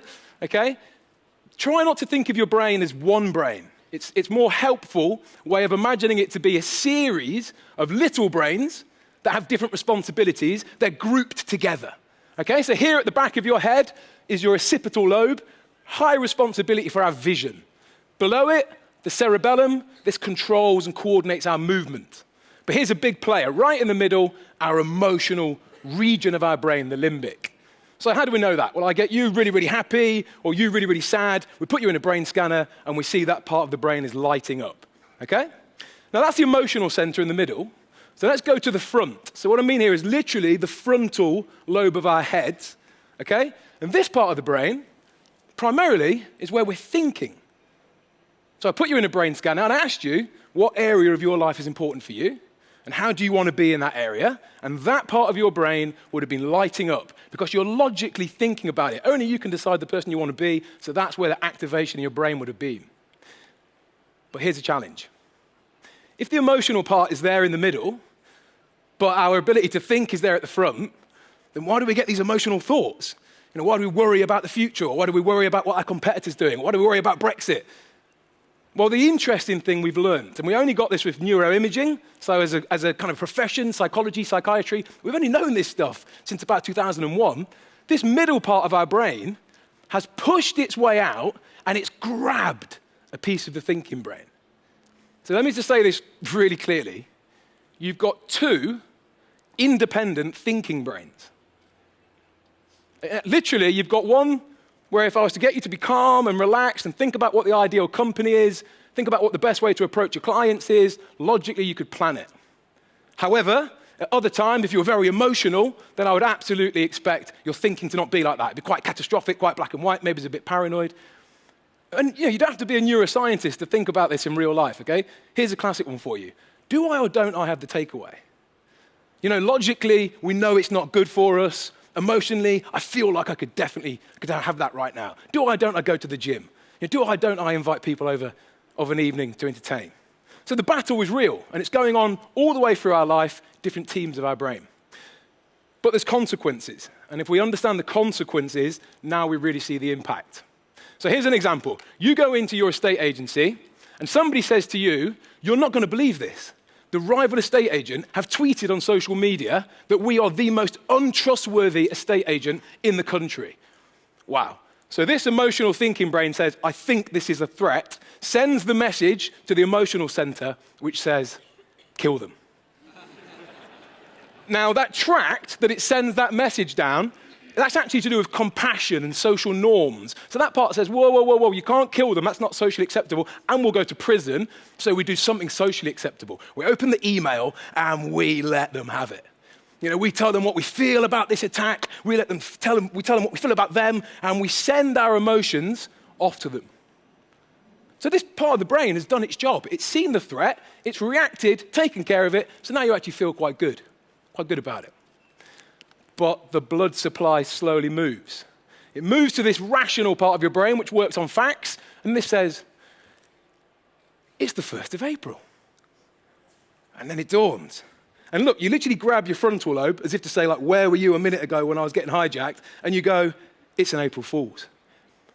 Is this an April Fool's? Yeah, of course it's an April Fool's. The damage is done. Now, the brain isn't just made up of an emotional system and a logical system. We also have memory banks. Okay, the guy before me was saying about how we go through life, we store our experiences, so we store those. So let's just say I store this experience, I overreacted. But here, in the hippocampal, so that's brain 6, we also store our beliefs.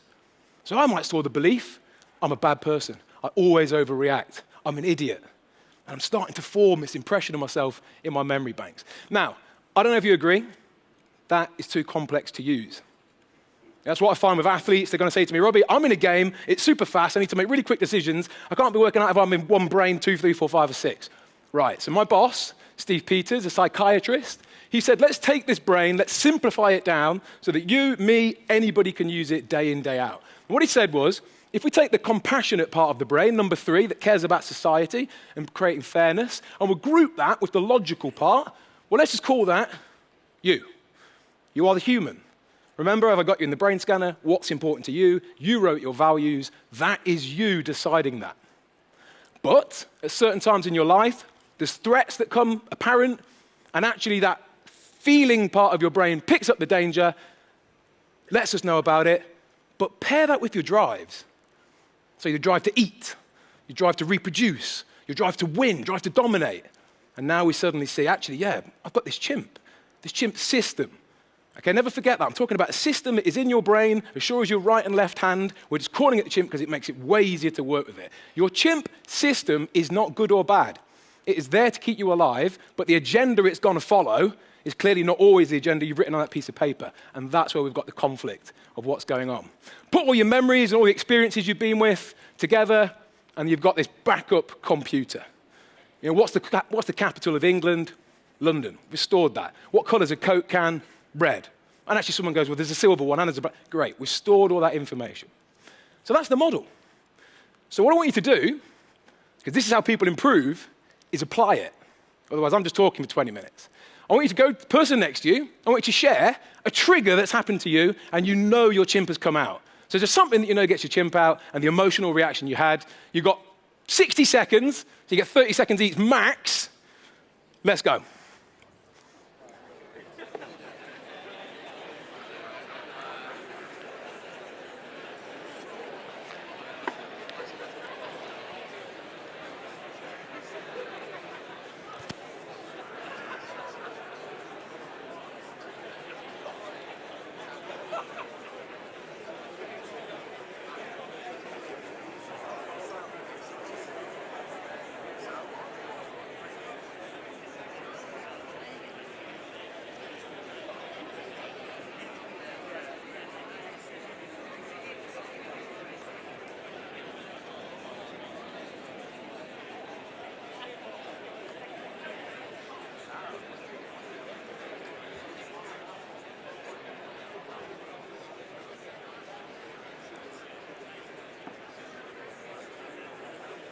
Okay, so good engagement. Yeah, this is good engagement. And think about it. Your chimp's gone first. Yeah, I feel like I've got something to say here. And off we go. And it feels quite good to talk about it, doesn't it? Just to let it off and get it off our chest. Healthy, very healthy brain activity. okay? Obviously not always helpful to respond or react in these ways in life, okay? So good, we're starting to recognize what we've got. So perhaps people were kind of sharing things like this. This is a pretty typical one, okay? I'll give you the example of this. The human logically works out that a tube of Pringles is just about the right amount for every day of the week, and the chimp says, give me the tub. Give me the tub. Let's see about that, okay? Sometimes, maybe you're trying to get to sleep at night. Your chimp is doing its job. Here it goes. Yeah, but I'm not sure this is a good idea. And what if they were to pull out of it? And I don't know if that's a good percentage. It's telling you all of the dangers, but it's not letting you go to sleep. It's almost saying to you, it's like an RSPCA job. You're not taking care of this thing. It's saying, I'm giving you all these warnings, and you're not really helping me to settle down. So we end up in this kind of conflict in our mind, which is obviously quite tiring. So there's the question. What can we do about it? How can we move forward with this? There's 3 things that I'd be really looking for. If somebody comes to me, they want to move, they want to progress, I'm looking for 3 things as a psychologist, okay? Because there's 3, I'm going to put them into a triangle, visually strong. So here we go. Number 1, is it worth you doing it? Is it worth you putting in any effort to get the change? Okay? Is there enough suffering where you currently are, or is there enough reward for moving forward? And I'll be honest with you, I can only ask you that to reflect on yourself. So whatever you wrote on that paper, if it is important to you, and being that way is really important to you, then you might say to me, there's absolutely enough reward for me to work on this and invest in my kind of mental function and my mental skill. Great, so I've got the hook, you're in. The next thing now is, have you got any insight? Do you understand that fundamentally, it's going to be you that's going to make the difference? Now, I'm not putting all of that pressure on you. What I'm saying is, if you go, okay, it's me, I want to move forward as the human, I'm going to have to manage my chimp, I kind of get this a bit better. What we're really looking at is this word. And we hear it quite a lot, taking responsibility. But let me just show you 2 angles on it. Okay, if you think about the emotional brain, it's there to protect you. It tends to go like this. I've got this new office junior. He's really terrible. He doesn't understand the system, and he's slowing down our work. The chimp is saying it's this other person's responsibility, or it's Brexit, so I can't do anything about it. Okay? So now your ability to respond, your responsibility, is 0. Because you haven't taken any responsibility. Flip it round, go to the human, right, I hired them, so either I need to engage them and work with them and get them better, or I accept their limitations and keep them or get rid of them. But I'm not going to sit here and just threat about it, because that's wasted time and energy. So taking responsibility yourself puts you in the driving seat to really push on the areas that are important to you and accept some of the frustrations of life. So here we are. You say, yep, I like the sound of this. I've got an area that's important. I want to move forward with you. I'm really ready to take responsibility. So we're going to go back to neuroscience. But it's still simple. 3 machines. Now, whenever any information comes into our brain processes it in the thalamus, and then it sends it first to the chimp. And that's just pure survival. We have to see if there's any threat before we get on with everyday life. So, 2 examples that you might have. One is, think back to the first ever time you were allowed to do a house viewing. Okay, or maybe you're on your own and you went at it on your own. So you do your first house viewing, and if you're not an estate agent, then let's say your driving lesson, your first ever driving lesson, okay? So you're going to go and do these events. Clearly your chimp feels like this is dangerous. So you can imagine your first driving lesson, the chimp is clearly in control, okay? You're probably not that relaxed and happy about it. In fact, it knocks you out.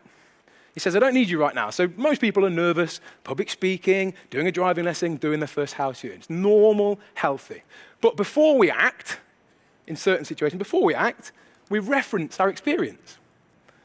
So I'm going to be very specific with that. On your first driving test or your first driving lesson, you came up to the roundabout, your chimp is just a chimp, it doesn't have a clue, it looks into your computer, there's nothing there, so your chimp now is left with choices. It's just like, puts down the accelerator or freezes. It might have been the same on your first viewing around a house. You're walking around with the client, the chimp's feeling like it's doing okay, and then they ask you that question. They ask you that killer question. Chimp looks into the computer, do we have an answer? No. No, it's your first viewing. In fact, it's even worse, because what you've got in your computer are these unhelpful little beliefs. Here's a belief, you can't mess this up because it's your first viewing. Oh, that's not a very helpful message. And the other one is, you're the expert, so you should have the answer. It doesn't help me. So they come back, and now, of course, my chimp just spins out, and I'm not in a good place at all. This is the image that is in your workbook for my session. Because I'll be honest with you, you have now got the entire toolkit, the basic toolkit to say, you know what the important area is in your life, you know how you want to be in that situation, and now you can see how your brain is going to go into it. Situation's going to happen. Your chimp says, do I have anything helpful in there? If it doesn't, you're going to have an emotional reaction. So we can move the blood, get into that human I was talking about earlier, and say, okay, where are these important areas? What are these challenges that are going to come to me? And how, when they happen, would I like to respond? It's like landing an aeroplane on autopilot. And if you think about it, the more you practice how you're going to respond, getting feedback, being open to learning, the next time the chimp looks in there, it doesn't see those unhelpful beliefs. It sees this really helpful response. You can only do your best. You can always ask questions. Tell them you get back to them.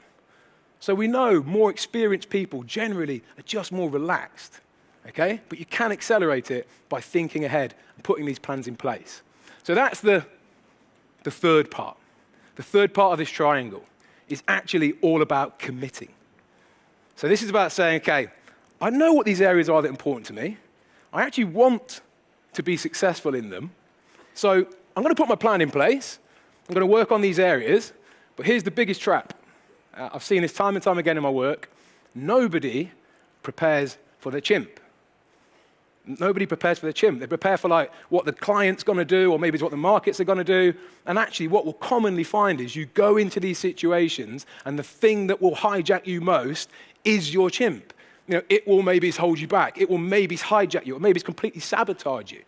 Okay, so actually it's about saying, what do I want to do? Let's say in the morning, I've got my map of how I want to be today. What's going to happen? Well, I'm going to say to myself, well, I'm talking to a lot of people. So my chimp's going to go, whoa, whoa, whoa, whoa, whoa. And I've got to get ready. I've got to have my programs ready for what helps me. Very, very individual response of taking responsibility for your own actions and your own success. So this is a bit of just a kind of a catch-all warning, okay? Rugby player rang me last season. It's a very true story. Rang me last season. Did you see that game? That was the worst game I've had all season.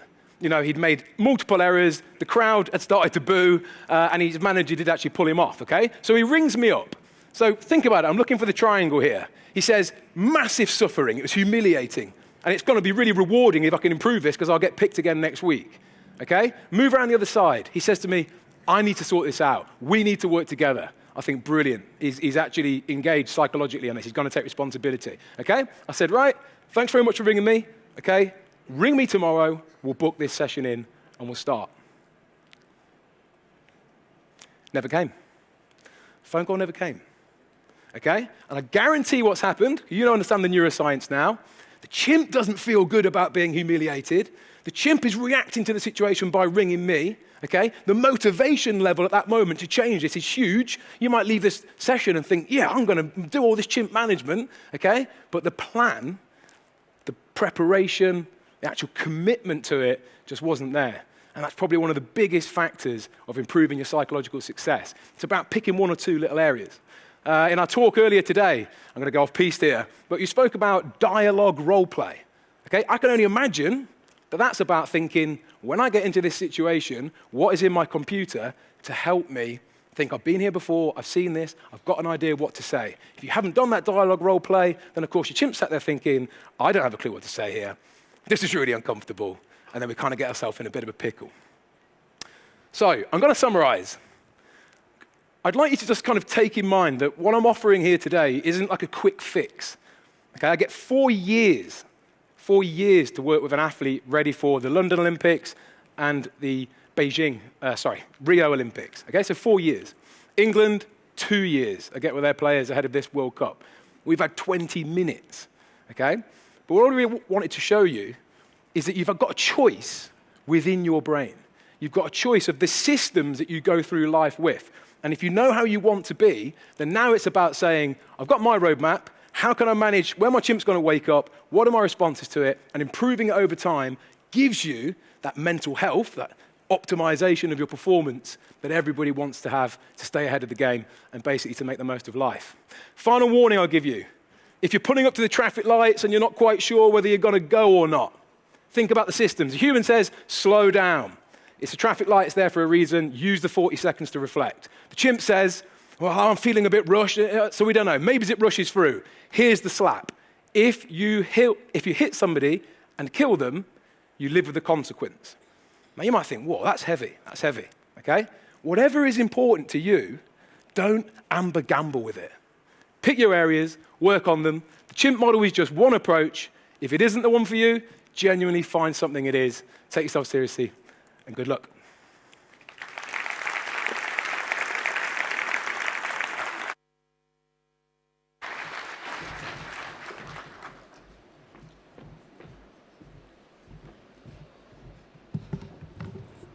Thank you very much indeed, Robbie. That was really, really brilliant, and everything I was hoping for, in fact, really helped me to understand one of the concepts particularly. So my learning has been added to. I hope yours has as well, everyone.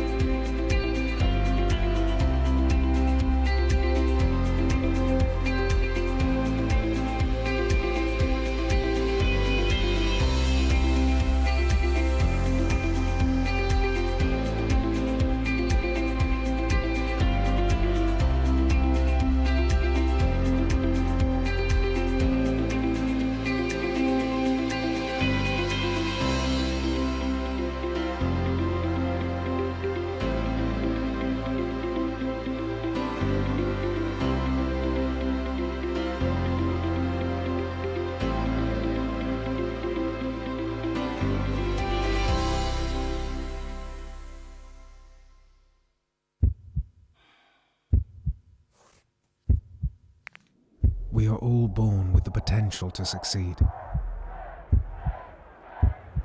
But great success is never achieved alone. The best of the best in all walks of life are coached to succeed.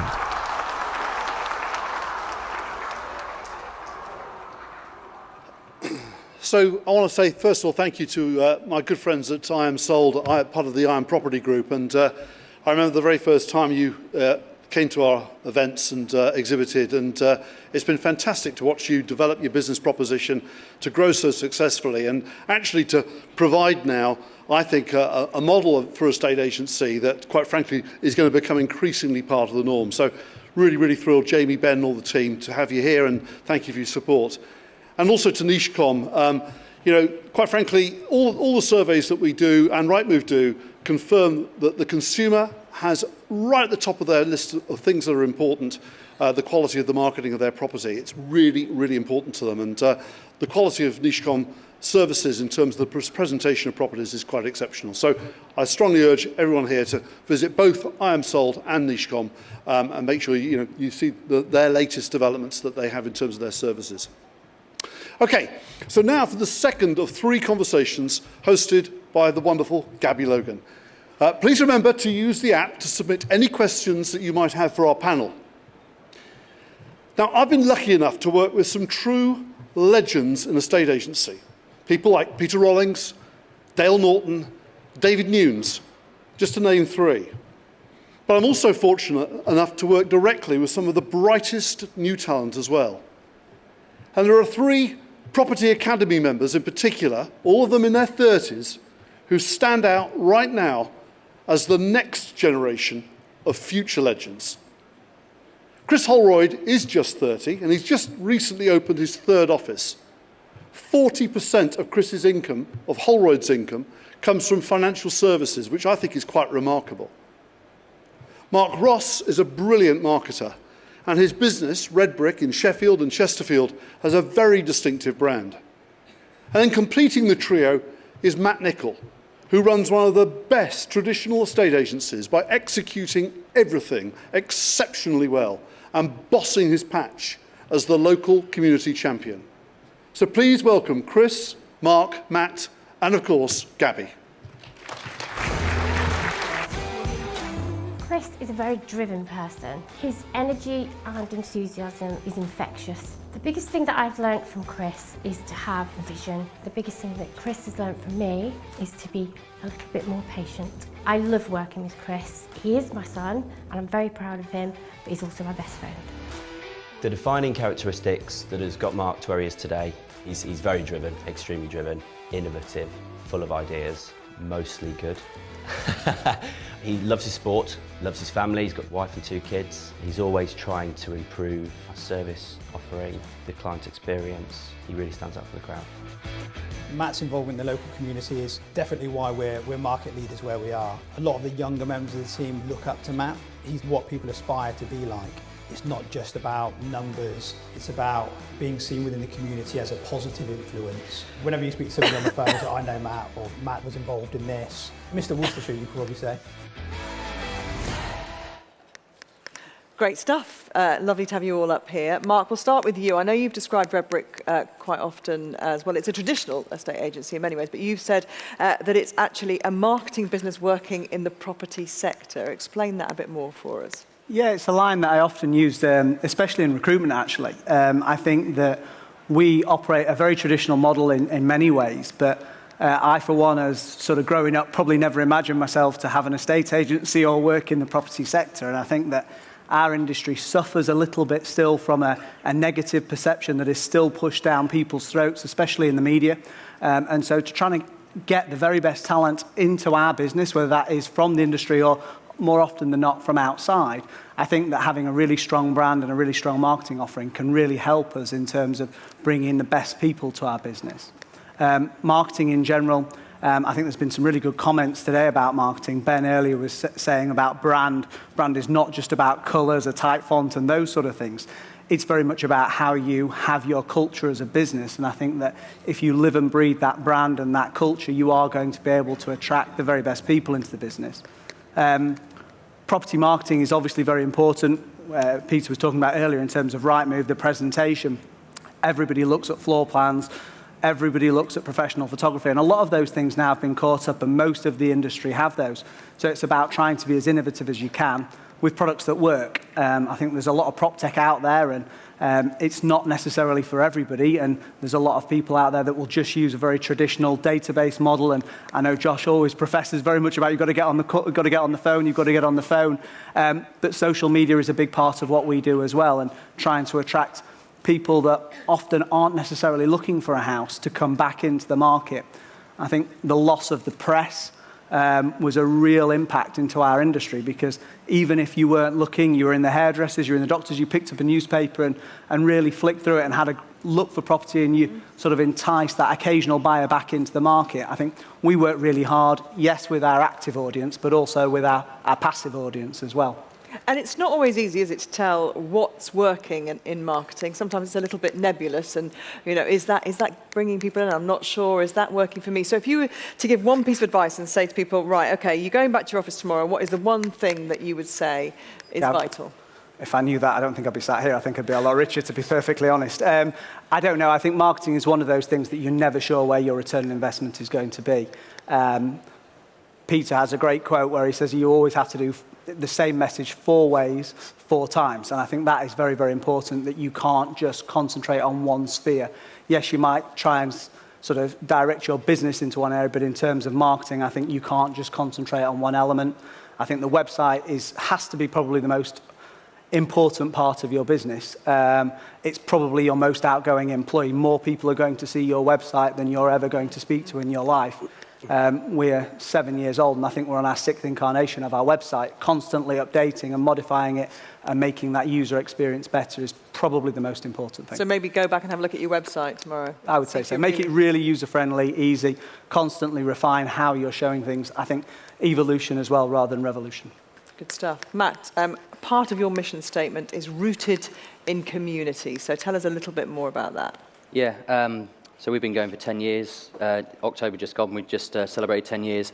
And one thing I've done from the outset is really get involved in our community. Back in 2014, there was a fire that took place in the local park, and it destroyed the play area. Some of the things that you kind of see, they don't land in your inbox. You have to go out there searching for them. And this was one of those things that I thought, as someone who lived in that area with children that used that park, we needed to do something about it. So it kind of started there for Nickel & Co, I think, in terms of people knowing that we're there for the community. We managed to crowdfund. We raised £16,500. And off the back of it, we kind of brought the community together, which was really good in Droitwich Spa. So, as you said, kind of mission statement, there's 3 parts to it. One of them is rooted in the community, and that's something that I try and get all the staff to be involved with as well. We try and make our offices like footfall areas. So for the homeless appeals, we like to be the drop-off areas so they can bring in the clothing or the food for the people. And we make sure the staff have really good engagements with the people that come in, because you never know. I mean, we're doing it for the right reasons. We're doing it to offer our space for storage and to give that to the homeless. But it could be that they want to sell their house in the future, and you'll find things like that. We probably do over 30, 40 things a year in the community, but there's kind of a couple that I wanted to talk about today, one of them being the homeless appeal. Another one that we've got is just recently has worked really well, summer sports days. We've supported the kids in the first school, so we bought 1,500 water bottles, organised the green grocer fresh fruit, so we had fresh fruit and fresh water for the kids. We supported 7 schools, and all the kids went home with a Nickel & Co water bottle. And it's good because we're going out on valuations now. We're seeing those bottles still being used. Children come into the office with their parents who are looking for houses. They've still got our water bottles. So there's loads of different things that you kind of see that you can have a good impact using your brand or your business within the local community. I love it. I mean, there's so many things you can do with the business. I know Josh was saying about how the business brings you that platform to be able to do things. And I think estate agency has given us that. It's been fantastic for us. And how did you decide what to do with those community projects? Was that things that you were personally passionate in? Because I think you can tell when it's something that is organic, and if you're passionate, it's more likely to be successful, isn't it? Yeah, I think that is important, that integrity's got to show through, that it's something that you do believe in and you support. I get ribbed by all my mates for being the next mayor of Droitwich, because I do a lot in my own community and in Droitwich Spa, but I don't mind it. I take it in good jest, because I know they mean it in the right way, that actually I will go out of my normal boundaries to try and help. And there is a lot we can do. One other thing I said I was going to say a few bits, but this year you've got kind of Christmas coming up very soon. We did another engagement with our children, so I've got 2 kids myself, Charlie and Maisie. And we got the kids to design Christmas cards. We offered money back to the schools if their child was successful. One of the children from their school was successful. And we found that we had so much engagement on social media. And I think that's one of those things. This business is about bringing the community together, and social media is a great opportunity for that to happen. So it's worked really well for us. And you've been nominated in 2015 for a Just Giving Award. That was it, yeah, Crowdfunder of the Year. For that, 16.5 grand we raised. Went down to London. Out of 20,000 people, I was down to the final 3. Didn't win, thankfully, because I don't think 5 years ago I would have stood on stage like I'm sitting here now. But no, it was a really good experience, and it was amazing because I corralled some of the businesses to put some big lumps in, but we had a limit of 5 grand, and we could just go through it if we wanted to. So within the first 24 hours, my phone was red hot. It was just literally donations coming in left, right and centre. The comments, I can still see them now. Like, you can still click on and see the link to the comments. And yeah, Just Giving the crowdfunding was amazing. And the park's there now, so obviously the kids get to use it and take my kids on the swings. Is it all heavily branded? No, it isn't. No purple and green on it, unfortunately. I didn't get to have any say in that. But they got some new equipment as a result of it, because we raised so much money. We got it turned around really quickly. It was just coming up to the summer holidays, so we turned it around in about 3 weeks. But the council engaged with me, because I was almost the spokesperson. I was like the civic champion. So I was able to have conversations about what do we want to have now in the park. Now we've got to replace it. What do we want to go for? So it's brilliant. Yeah, I walk through that park regularly. So amazing. Well done. Congratulations. Chris, what processes are vital to running your business successfully, do you think? I think the main thing that we like to try and do at Love Financial, and we'll talk about the financial services side, is that, and again, when I went to Seattle and listened to Josh, we were mainly talking about an operating system. So I think that one of the biggest pieces of advice I can give out there is to have written down exactly what your operating system is. And that's basically like a manual of what we do and how we do it. I think the most important factor there is to ensure that your team are fully involved with this. They kind of buy into exactly what you and your company are about. I think from the process element, I think when it comes to financial services, if anybody in the room is thinking about doing this, and I know that a few have actually spoken to me before, the event who are thinking about setting up their financial services is that you have to have that administration, that back office from day one. And what that looks like is that you have somebody preferably from, I would say, a financial background. This isn't somebody just entering, work for the first time.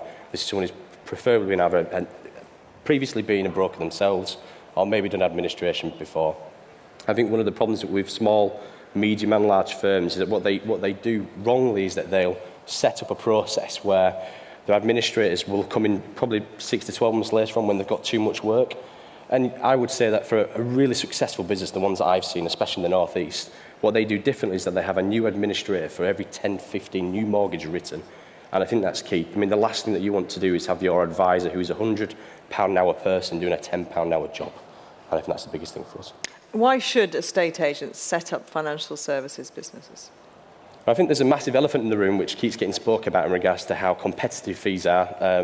Elephant, I mean, the term that's been brought to the forefront of people's conversation, whereas 10 years ago it used to be whispered about. I think that's mainly down to the fact of the online agents, which I won't speak about too much today. But from our point of view is that it's probably become apparent now that more than ever in this kind of ever-changing marketplace, that you are going to need to look at other avenues of income if you are going to stay successful and continue to grow as a business. I think one of the benefits of having financial services in your business allows you to have that all under one roof service, which differentiates you compared to your competitors. And finally, one of the things which has benefited us is that having financial services into our business allows us to be in control of the actual transaction. It will also give you a bit of a ring fence to your clients because they've got a reason to come back to you. And therefore, instead of just calling them in 6, 12 months' time or 2 years' time when they think about selling again, you can talk about your other processes. So what are your top tips to stand out from the crowd? If you're going to set up a mortgage business, don't be a mortgage company, be a financial services company. I think the real element is to make sure that you've got an administrator from day one with that background. When I talk about financial services, have a look at some other elements which are really working in other businesses. Equity release is going to be, I think, in the next 12 months, a really big player in the financial services part. So if you haven't done that as a broker or as a firm, then get onto it. One of the things which we've done differently and which has really helped the estate agency side is that we've really worked with our future buyers, and our future buyers are our tenants. I think so often that estate agents and letting agents forget that their tenants are your future buyers. And if you give that free advice before they move into their rental property, by having that free budgeting advice, you'll be surprised and they'll be surprised how quickly they can actually buy a property, which might in the interim give you maybe, let's say, general insurance, income protection, but further down the line that's going to give you mortgages, it's going to give you wills and probate, which means they'll have to give trustees, so you're going to get further recommendations. Thank you, Chris. Guys, everybody out there wants to ask you questions as well, so I'm going to go and see what's on the app. Let's have a little look. This is from Mr. Simon Bradbury. Hello, Simon. Is the future of estate agency the so-called hybrid model? Aren't we all hybrids now? So that's not to anybody in specifically, but do you want to pick up on that? I think I talked about earlier, we set up a traditional model. We set up in 2013 with one branch and have grown now to 5 sites. I would never say that we are a traditional agent. I think that the labels that are put on ourselves are often put on us by other people, not necessarily ourselves. Certainly, we offer online viewings, we offer online valuations. I think that, yes, we might be moving to a more hub environment where one office can cover a greater location. But I think we're probably all hybrids in our own form anyway already. I think it's just the online advocates tend to push us down a traditional dinosaur route in terms of their image because it suits them in terms of how we have been perceived in the past. And I think it's for us to fight back and push our own agendas and push what we actually do for the clients back towards them. Anything to add, you two, or? I think, from my point of view, that I think we're all hybrid now, personally. I see so many agents where the single agent have become hybrid entirely, where they're doing everything that an online agent is. But I still think there's room for really good traditional agents, those ones who are just there, like the chap next to me, looking for the community. I think those agents who are going to be successful on the traditional method have to be well and truly connected with the community to survive. Okay, let's get another one. For Mark, if you're doing so much work on marketing to your active and passive audience, how do you get your staff to care enough to capture the source of leads coming into the business to help you know what is working? Or do you just have methods to force them to capture it? I think in terms of data capture, it's still probably one of the things that we need to work on better as an agency. But certainly when people have that first contact with us, we have the forms in our CRM to actually help us understand how people have found us. I think that's very difficult as well, though, because sometimes people don't realise they might have seen the message or our brand in 3 or 4 different places. So it might not always be the place that they say that they've actually seen us. So I think actually tracking where your marketing spend goes and that return on investment is always very difficult. But we tend to find using the analytics that we have from our website, from our social, we really can see increases in interactions. And I think that's the only real way you can measure your marketing spend in terms of eyeballs, for us anyway, at the moment. Yeah, okay. I think we've got time for one more, have we? Yeah, we have. Okay, let's have a look. This is from Professor Simon Whale. A little chuckle, because maybe he's not a professor. Matt, maybe he is. Matt, where do you see the growth of your business coming from over the next 12 months? And what lessons have you learned from creating a land and new homes side to your business? Well, I've got plans to open another office, so I know people have found it a bit of a funny time in the market, but we've got ambitious plans to open our 3rd office, which is just going through at the moment. Land and New Homes has been massive for us. We did it 3 years ago. We joined the Land and New Homes network, and I brought in a number 2, so I've got a chap with me here today, Neil. So he was looking after residential sales and lettings, and I went off to champion Land and New Homes on my own, really. Now built the team up to a team of 4, and it's been fantastic for us. It's added 40% to our profit this year. It's been a real growth area. It's allowed us to go to the new location because we already have 2 sites we're active on, plus another 2 coming through. So it's less of a dipping the toe in the water the wrong way. We know we're needed, so we can go and do it. So it's been fantastic for us. Excellent stuff. Guys, we're all out of time, but thank you so much. Ladies and gentlemen, I hope you got a lot out of that. Thank Matt, Mark and Chris.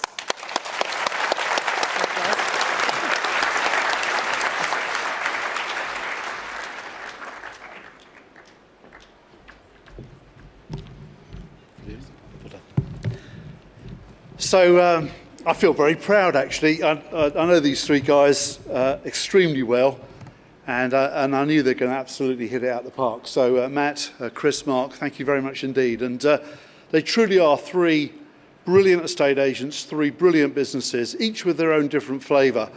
And for me, I just love working with them and watching their successes as they take on board all the stuff that we recommend and Josh Fegan and others recommend and implement it brilliantly well. Thank you very much indeed.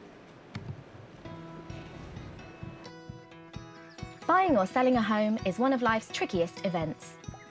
Everything from finding a home to getting a mortgage is disjointed, difficult to organise and clogged up with mountains of paperwork. That's where OneDome comes in. OneDome is the first website in the UK where you can complete the entire property journey online and in one place. Find or sell a home, find and compare estate agents, get a mortgage and complete conveyancing. With OneDome, tracking your property journey is simple. OneDome lets you reschedule or cancel viewings, book and check valuation appointments, view expected timelines, easily communicate with all relevant parties, and take the guesswork out of buying your home with a task list that tracks the progress of your transaction in real time. Important steps are broken down into easy-to-understand sections too, so you can complete the whole thing in manageable chunks. Sign up to OneDome today at www.onedome.com for faster, smarter, more enjoyable home buying and selling. Everything you need to complete your move. We are all born with the potential to succeed, but great success is never achieved alone. The best of the best in all walks of life are coached to succeed.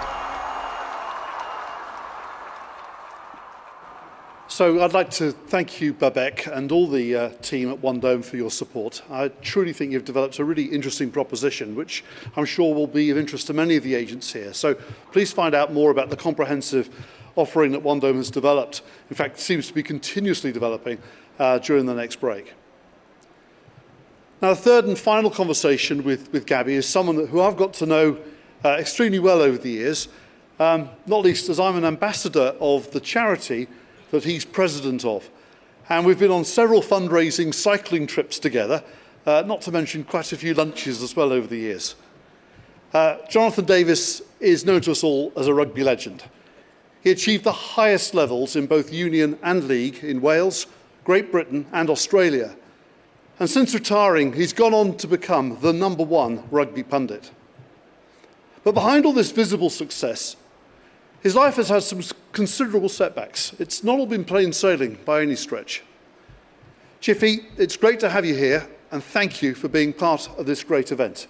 Please welcome our special guest celebrity speaker, Jonathan Davies, will be joined by Gabby. Thank you.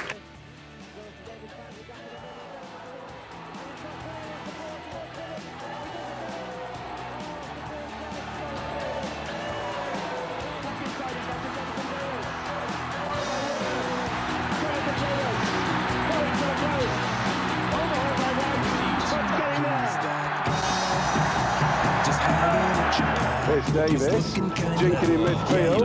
Davies has got his head back. Davies is going. Davies has done the miracle again. You have a look at that and put the ball down. That defies misfortune. Gives around Mike Liga, gives around Andrew John, gives around Paul Harrigan, gives around Robbie Davis, Davis for the line, 15 to go. He's ready to score the try. That is a sensational individual try from Jonathan Davies.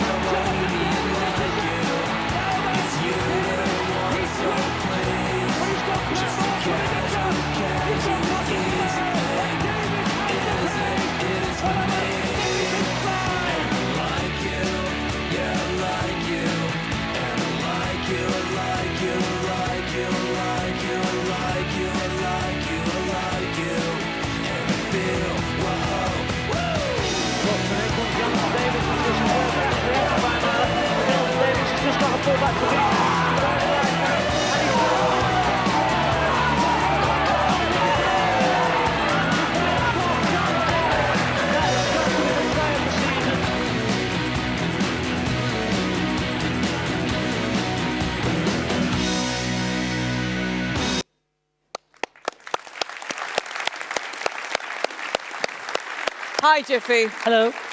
First of all, some of those old kind of, slightly grainier images there make everybody look so fast, don't they? You were really quick, weren't you?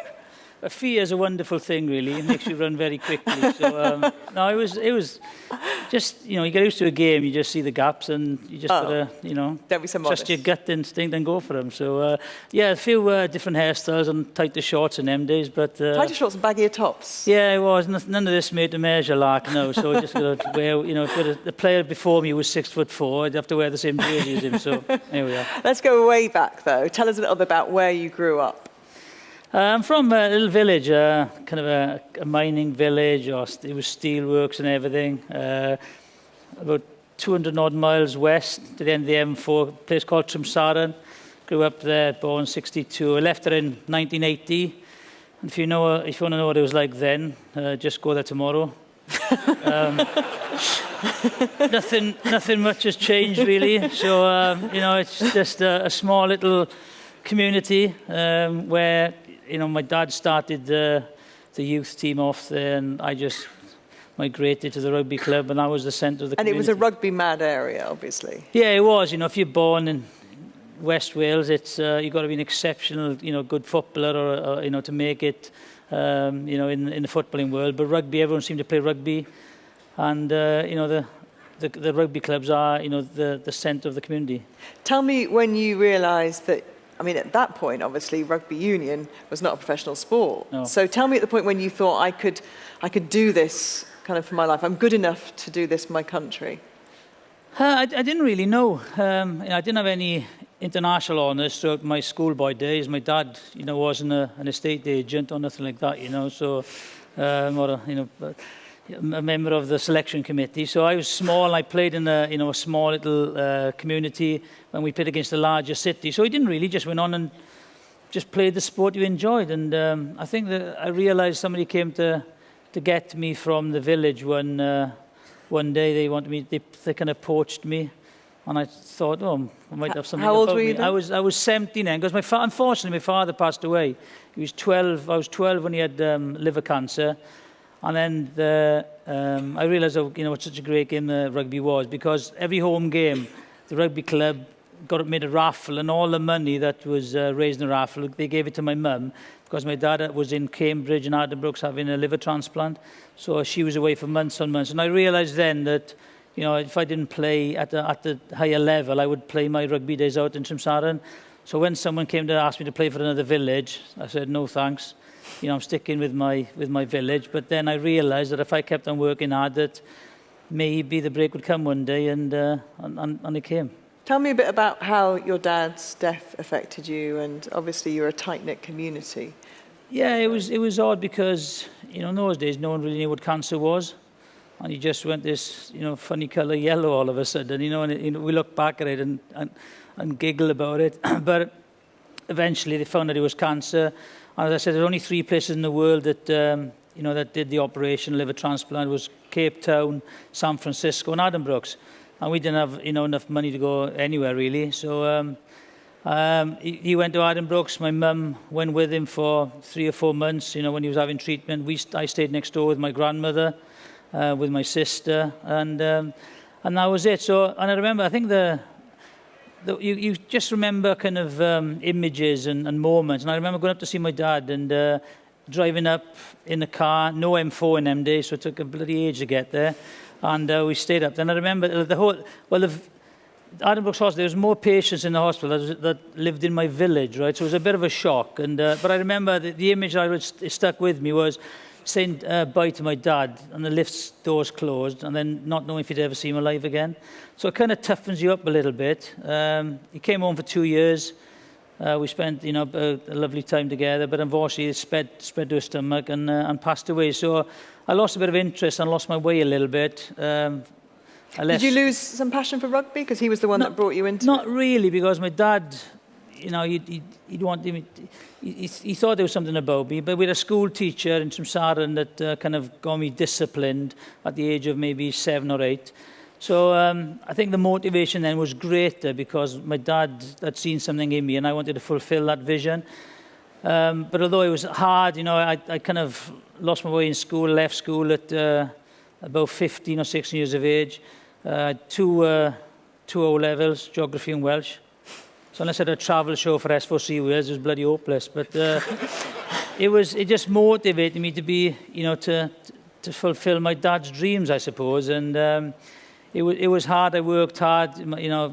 Left school, became a painter and decorator. My mum worked in the school kitchens as well. So, but that was a motivation that drove me on. I kept working hard. I kept, my fitness levels up. But more importantly, I enjoyed it. So you were working as a painter and decorator, training in the evenings, playing at the weekends. At this point, with your dad passing and that strong male influence has gone from your life, who were the influences? Who were the people in rugby you looked up to? It was odd, I don't think I'd certain people in the village that, I had total respect for and I had guidance, but it was odd. That's the hardest thing maybe is, through, those years from the age of maybe, 12 up to, forever really, there was no one there that I could turn to and say, look, what do you think I should do? And have advice. And anything that was critical or big decision, I didn't really want to bring my mother into it and make her worry about it. So basically, I learned to adapt and make decisions on my own back, I suppose. And but I did have a couple of old stages in the village. One guy that helped me later on was Peter Corrigan, who was the writer for the Observer. I had a couple of quiet evenings with him, and he told me some home truths. So it was, I listened to a lot of things he told me. You obviously had a natural ability. You worked hard as well. Where are you on the kind of nature-nurture argument? Can anybody be good if you work hard enough? How much is innate talent? I think you see some people who make the most out of their ability, but they work so much, harder than other people. And you see that in rugby a lot. Yeah, I've seen it. I've seen, even in the modern age as well, the robotic, and they get, they coached from, they coached to do anything and everything. So in my time, I just thought that it's not kind of coincidence that the greatest players I've come across were good trainers, well coached, but were mavericks. There are, in every industry, you'll have a maverick, and you got to handle him. And also, but he's got to have some respect for the team environment as well. So, you have to adapt and work together, and that's where the coach is very good on man management. He understands he doesn't want to take away from the maverick, but then again, he doesn't want to, have bad vibes in the side. So I think it's the man management is vitally important to handle, those kind of players. What were you like to handle them? I was all right. I was strong. I had my own views, but I understood, a team environment. And I think the way I measure that is every team I've played for, I've never burnt any bridges. I haven't got any enemies, individual enemies. And I think going through your career, like that, is, I'm very pleased, and it's just, you've got to respect everyone. I think that's the key to it all. If you have respect, for each other, I think that goes a long way. Who was the best coach that you worked under, would you say? It was weird. I had some funny, in this sport, there's no employment law. It's in the changing room. I had some funny characters. We had physios who were very good. We had physios who weren't actually physios as well. They were financial advisors. And I remember one physio that I came across first of all. I remember we had a guy training with us, Stuart Evans, and he ran around and he said, he's worried about his fitness and his weight and his diet. And he went in to see, and he was like about 20 odd stone. And he went to see the physio, Jeff, and Jeff said, you just got to, just be careful and, don't eat anything fatty. He said, what do you mean, like burgers and chips? He said, no, just don't eat anything fatty. But you need those characters, to lighten up the environment. So I think the best coach I had was a guy in Australia called Chris Anderson. I went to Australia to play in the NRL, and reputation meant nothing. I'd earned my place in the side. And it's the first time I've done a lot of analysis, and he analysed the opposition. And I remember him saying, we're going to attack Mal Meninga. I'm thinking, Mal Meninga was one of the greatest players who ever played the game. I thought, not a great tactic, this. But he realised he wasn't fit, and 20 minutes of each half, he wouldn't come up and down the defensive line, and we'd attack him in the last 20 minutes. So little things like that made huge differences at the top level. So Chris Anderson analysed everything and everyone, but allowed us to play as well, which was, I think that was the key. He was very clever and managed very well. And so did that, obviously you're a brilliant analyst now across both codes. Was that the start, do you think, of kind of you then looking maybe at the opposition a bit more, and when you moved back to Union, did you kind of adopt those? When I went rugby league, it was very difficult because pressure was on. It's the biggest move I've ever made in my life. And I analysed my opposite number all the time. And I was amazed that people didn't analyse their opposite numbers. Some of them didn't even know who they were playing against, which was incredible. So I learned very early, my strengths, their weaknesses, and vice versa, and how I would get the upper hand on them, how I would put people in position where I could utilise my pace. And then, when I went into the broadcasting game, then it was just, because of the background in rugby league and the way the game had changed, I analysed the defensive system, and I quickly realised that anyone can say, he passed the ball and scored the try, but something happens for that to happen. Mm-hmm. So rather than watch the try, you'd go back and say, there we are. I remember, and the first instance that I watched this game against the Ospreys against Munster, and there's this move, and Shane Williams coming on the inside ball, he scored under the post. I thought, that's too easy. So I looked back, and what had happened, the Ospreys had grabbed this guy, the Munster number 8, had a little scuffle with him, caused to have a little fight. And then by the time he'd moved into position, Shane Williams had gone through. So I highlighted him, and that's what's happening, and the Ospreys instigated the fight. And they scored. And the following morning, I had the Ospreys coach ringing me saying, thanks for that. We've worked on that for 6 months. We can't use it anymore. So it was like, you've got to be careful. You can't lose your credibility. That's the thing. You've got to be honest in your opinion. And you've got to believe in what you say. And I think from my upbringing and from my experiences, on and off the field in both codes, I'm prepared to do that. go back to your first big international union. Describe that for us, what it was like to put on a Wales shirt. It's just, I think when you grow up and everyone asks me what's your favourite moment, that is I'd never played for Wales at any level before that. And to run out against England in Cardiff was special. Thinking of my dad, but then trying to control, listen to the chimp speak, and that is controlling the fear of failure, and actually composing yourself in that environment that you can think clearly. Because when you get to that level, there's a gym in London, a gym in Cardiff, in Auckland, in Sydney, in Fiji is the same. So I know the health, strength and conditioning is very similar. But then it comes to the top 2 inches and making the right decisions, and that was the key for me, was keeping my focus. And I think again from what happened to me with my dad, I had to think clearly, and even my kids say, no, look, there's no grey area with you, Dad, is there? It's either black and white, and I say, well, what's the point of having a grey area, to be honest? So you've got the chimp is completely under control. No, not completely. I don't think anyone controls the chimp completely, but I do think that he knows his place. When it comes to big decisions, I think I tend to handle it a lot better than most people in my family. I notice, you see this Rugby World Cup's been a great example actually. When the anthems are being played, some players are very composed and keep themselves. Other players, you kind of worry the amount of emotion that's coming out actually, especially in a game where reckless things can cause serious injury and also can cost the team massively, can't they? Yeah, I think it is what it is, and some people love wearing their heart on their sleeve and they cry and they sing the national anthem. I sang it, but I didn't cry.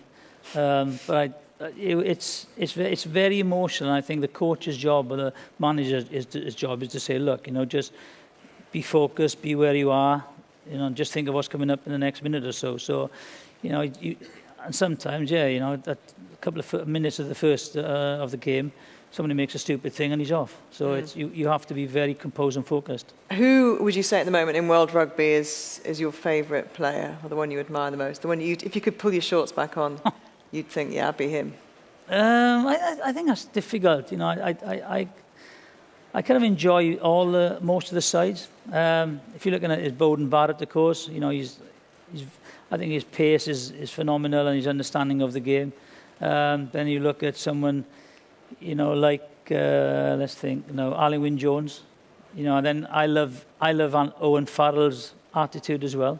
He's a winner. He drives the English side, and some people don't like him.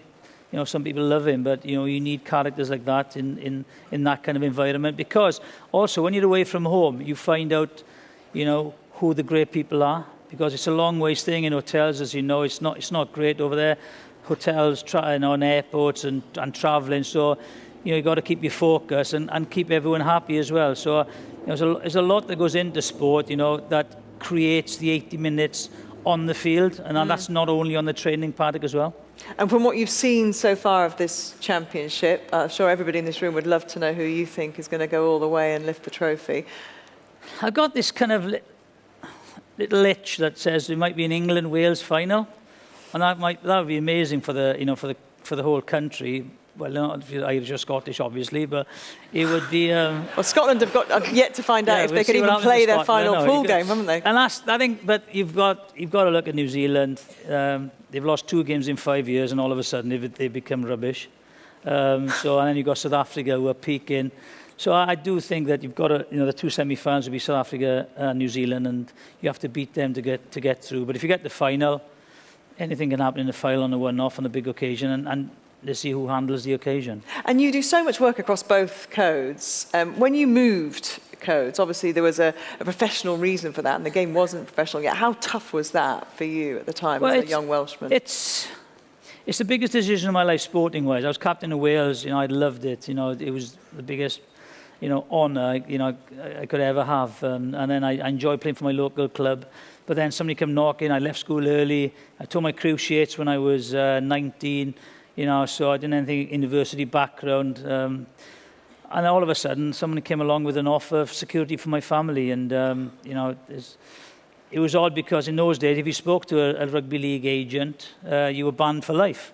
So I told them, you know, come down and speak to me. I met them, but keep it under the radar. I met them in my grandmother's house in Tramsaran, 155 Garden Suburbs. They arrived down in a Silver Shadow Rolls Royce, which was worth more than the village, to be honest. And, I had my agents there, which was my gran, my mum, my sister, and my wife, and they were all crying, "Don't take him away from me," you know, and all this. So they were you know, up against a losing battle, and they were losing the battle to sign me, and everyone's still crying. And then they brought a briefcase in, put a briefcase on the table. Everything went quiet. They clicked it open, and there was 50,000 cash in there. And my mum said, "Where do we sign? We're off." But it was, you know, everywhere I went for the first couple of weeks, they were stroking my nose and saying, "No, that's not going to last, and you'll never make it, you'll be back down, you know, south and all that." So the pressure was absolutely immense, but I had self-belief, I had confidence, I needed a bit of luck. You know, I went to a good side. I thought, if I go to a good side, if I prove, you know, my worth, then the workload would be shared with good players, so the onus wouldn't be on me. So I worked hard, and I absorbed everything. But it was odd because, you know, I had to make sure my wife and my kids were sorted, because the last thing you want is for them to be unhappy. Then you move home. So there's a lot of different elements to be successful. And I think, you know, my dad, and unfortunately my wife passed away, you know, at the end of my rugby career, and I was still playing and in the limelight and playing for Wales and Cardiff. So you have to compartmentalise. Yeah. You know, and then, obviously, you mentioned your wife, Karen, obviously Yeah. sadly died of cancer, and you had young children to bring up, you know, in the spotlight as a sportsman. I know you've gone on to do a lot of work, and obviously Peter mentioned the charity.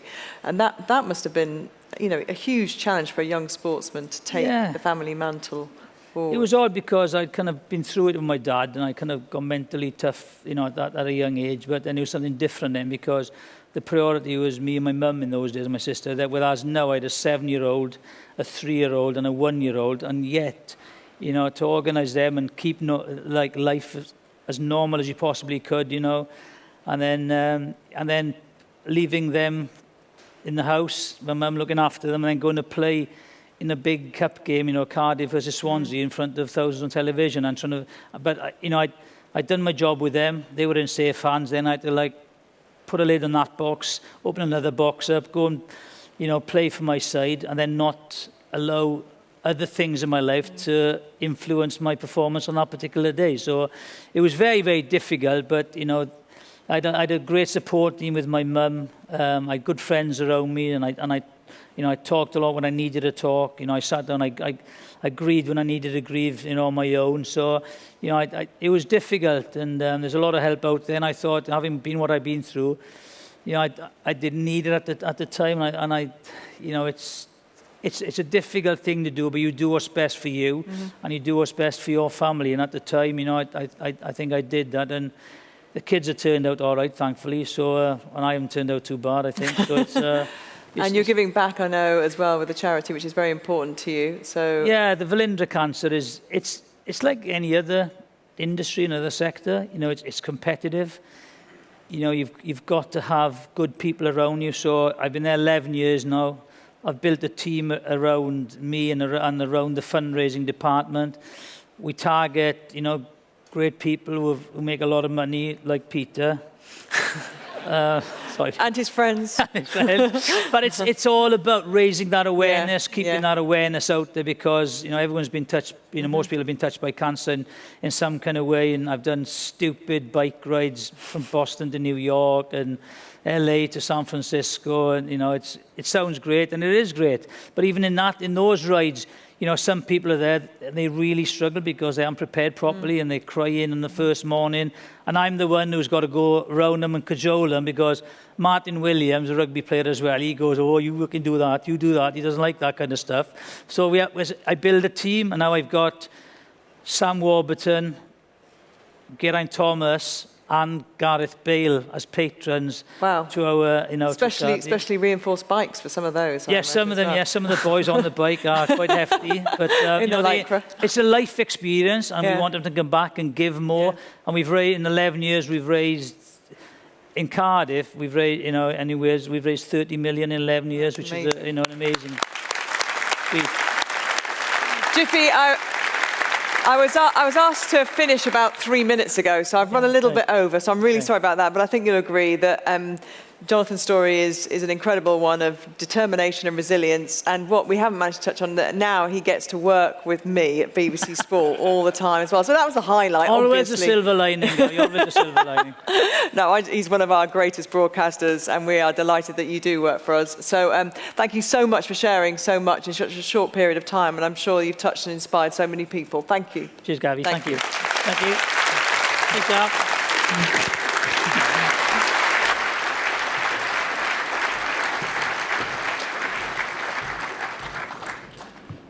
Thank you, Jiffy. That was brilliant. I mean, I know the story well. I know Jonathan well. I've been on those cycle rides, as he said, with him, and he truly is brilliant. To watch him properly work, he doesn't just rock up. He gets fully immersed. And I think the lessons from Jonathan's life and sport, are so valuable for all of us in terms of business and how we can apply it. Recognising what your strengths are, playing to your strengths, and really, really having that commitment and passion for what you do, which is palpable. So thanks again, and thank you also to Gabby for all those brilliant interviews. Both Jiffy and Gabby will be back this afternoon to present the Best Estate Agent Guide Awards, and you'll have a chance to be photographed with one of them as winners. There's never been a better time to get involved in land and new homes. It's a booming sector, and it's also one that can really enhance your existing sales and lettings operations. So how can you be a part of it? The Land and New Homes Network is a new and innovative route into this exciting market.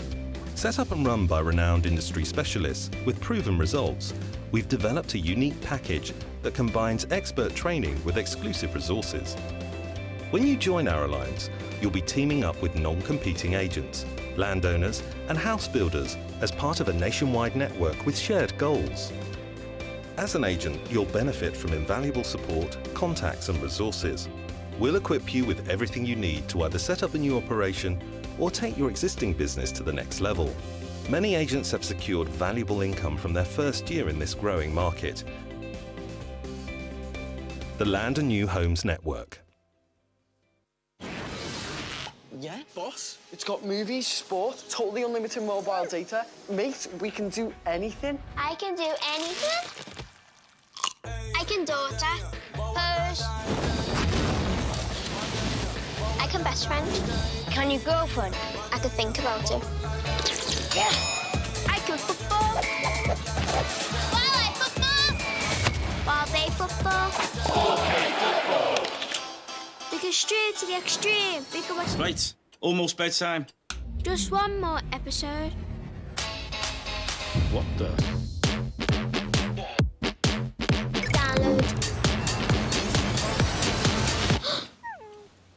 I had the most banging dream. I could do anything for such a reasonable price.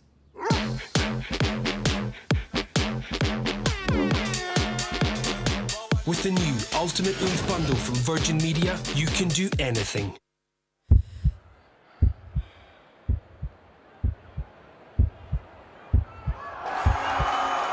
are all born with the potential to succeed, but great success is never achieved alone.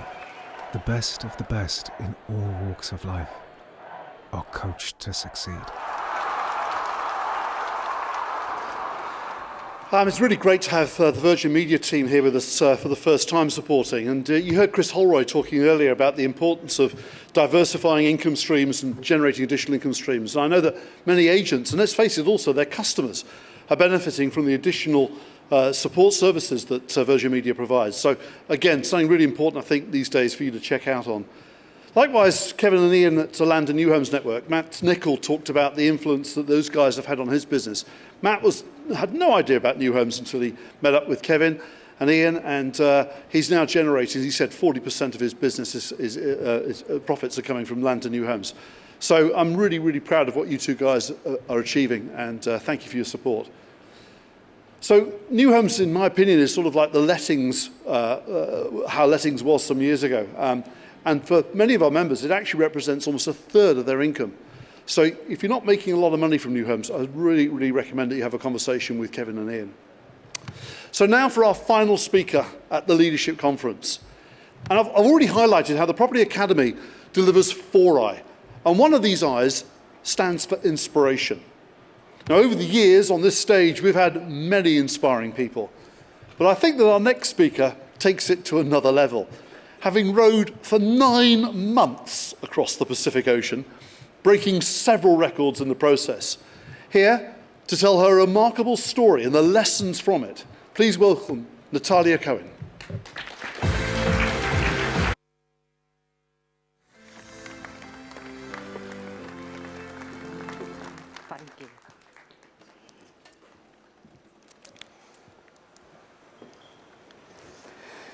I'm 1,000 miles from land, isolated in the middle of the vast Pacific Ocean on a tiny 8-meter-long rowing boat with 3 other women.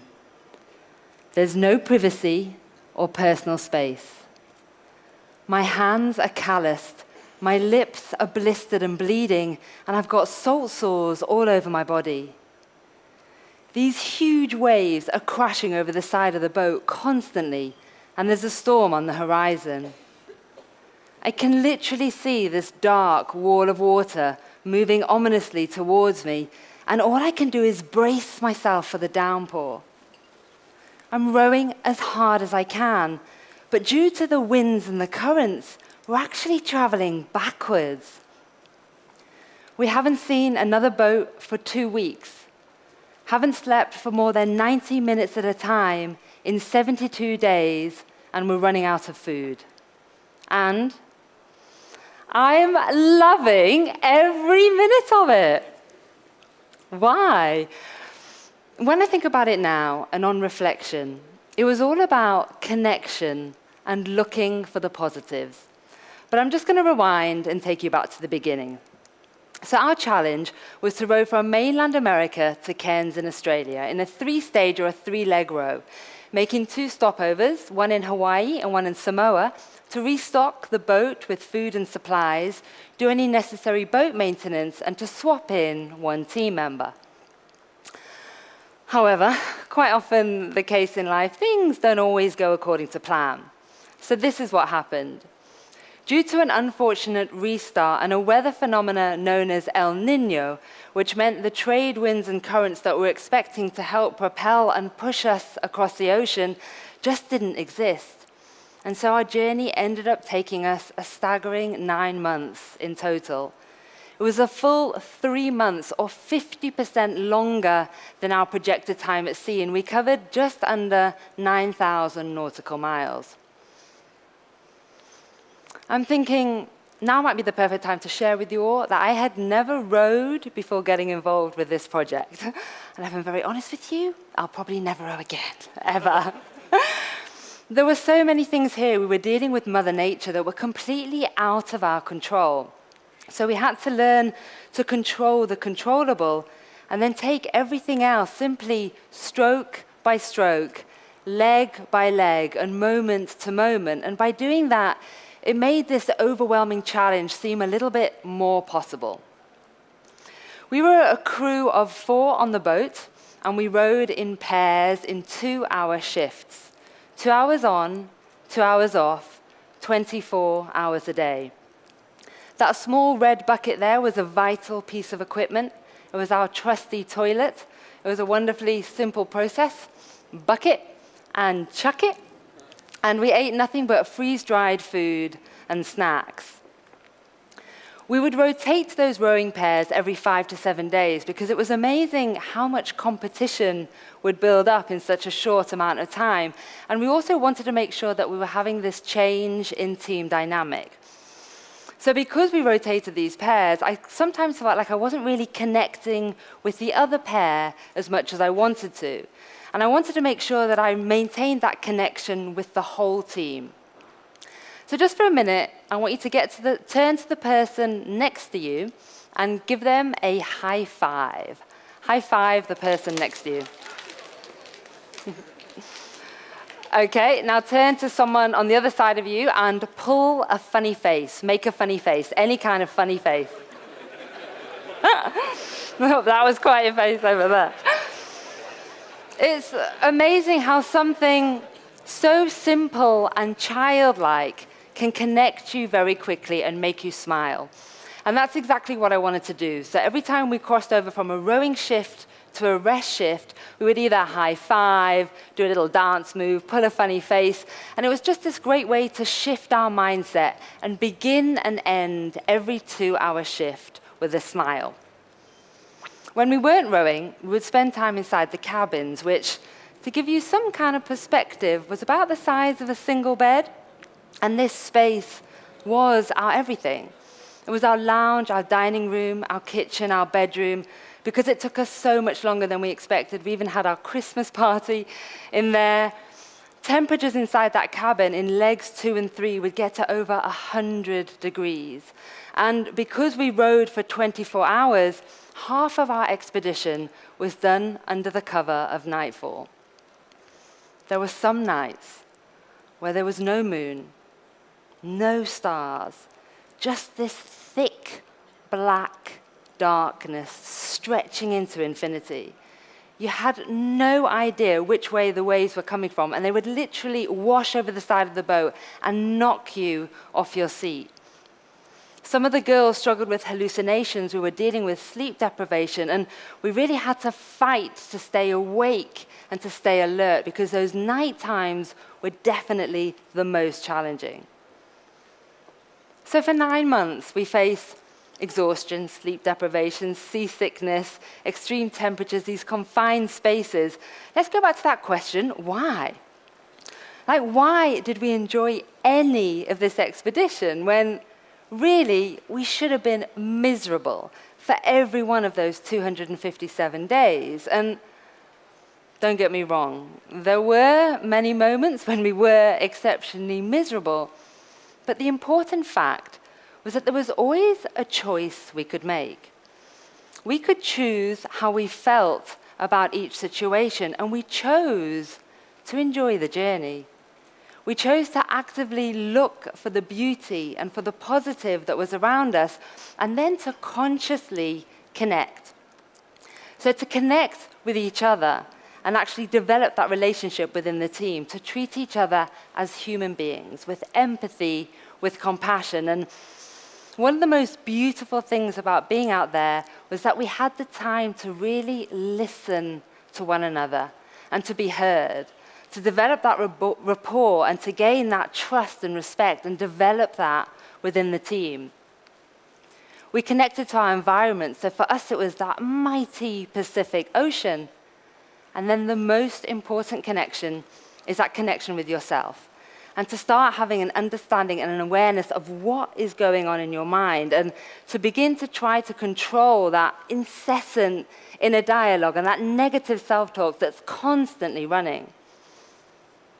It's such a simple concept to decide how to feel, to have that freedom to choose. But it really is the one thing we do have control over, despite the situations we find ourselves in. And out there on the ocean, it became an essential tool for our survival. We also developed these other exercises to help keep our spirits up. And one of them was where, in our rowing pairs, we had to share a daily highlight. It could have been anything, an interesting or entertaining conversation that we had while we were rowing. It might have been a beautiful sunrise or sunset. A highlight could have been a particularly satisfactory bowel movement, a good poo in the bucket. It's all about the small things. Or it could have been washing your hair. In leg 3, I went 68 days without washing my hair, so when I washed it, major highlight. Actually, it was probably more of a highlight for my team than it was for me. And you know, they say that your hair starts to self-clean after a certain amount of time. I can tell you right now, that's not true at all. The thing was, it didn't matter what the highlight was. It might have been a wildlife interaction. This is Fernando. Fernando is a Galapagos shark that followed the boat for 2 weeks in leg 2.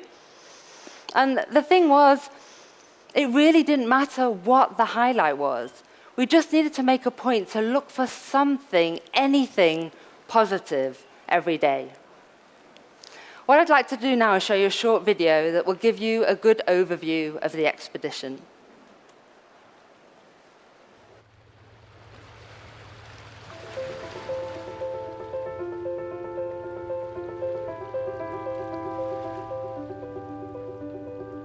This an incredible insight to be gained, to know that you can fight and overcome anything that is thrown your way. The main reason is to test myself, to see what I'm capable of. The story of why we're here and why we're doing it for breast cancer. You think life's too short and you really do have to live it, and that's why we're doing what we're doing. 154 days to go. We haven't seen the sunshine in about a week. You only have one life, so you might as well make the most of it. Jesus, he's huge! The girls aren't going to break any records. They're actually going to establish records because this has never been done before. The quote goes that you can never cross an ocean unless you have the courage to lose sight of the shore. And that's where your real achievements lie.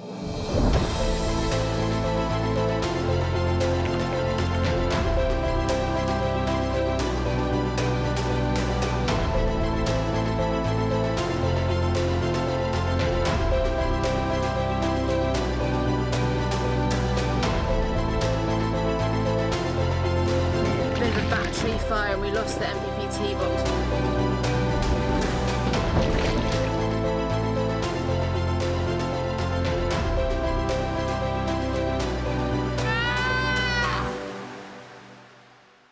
I believe that everyone has their own Pacific to cross.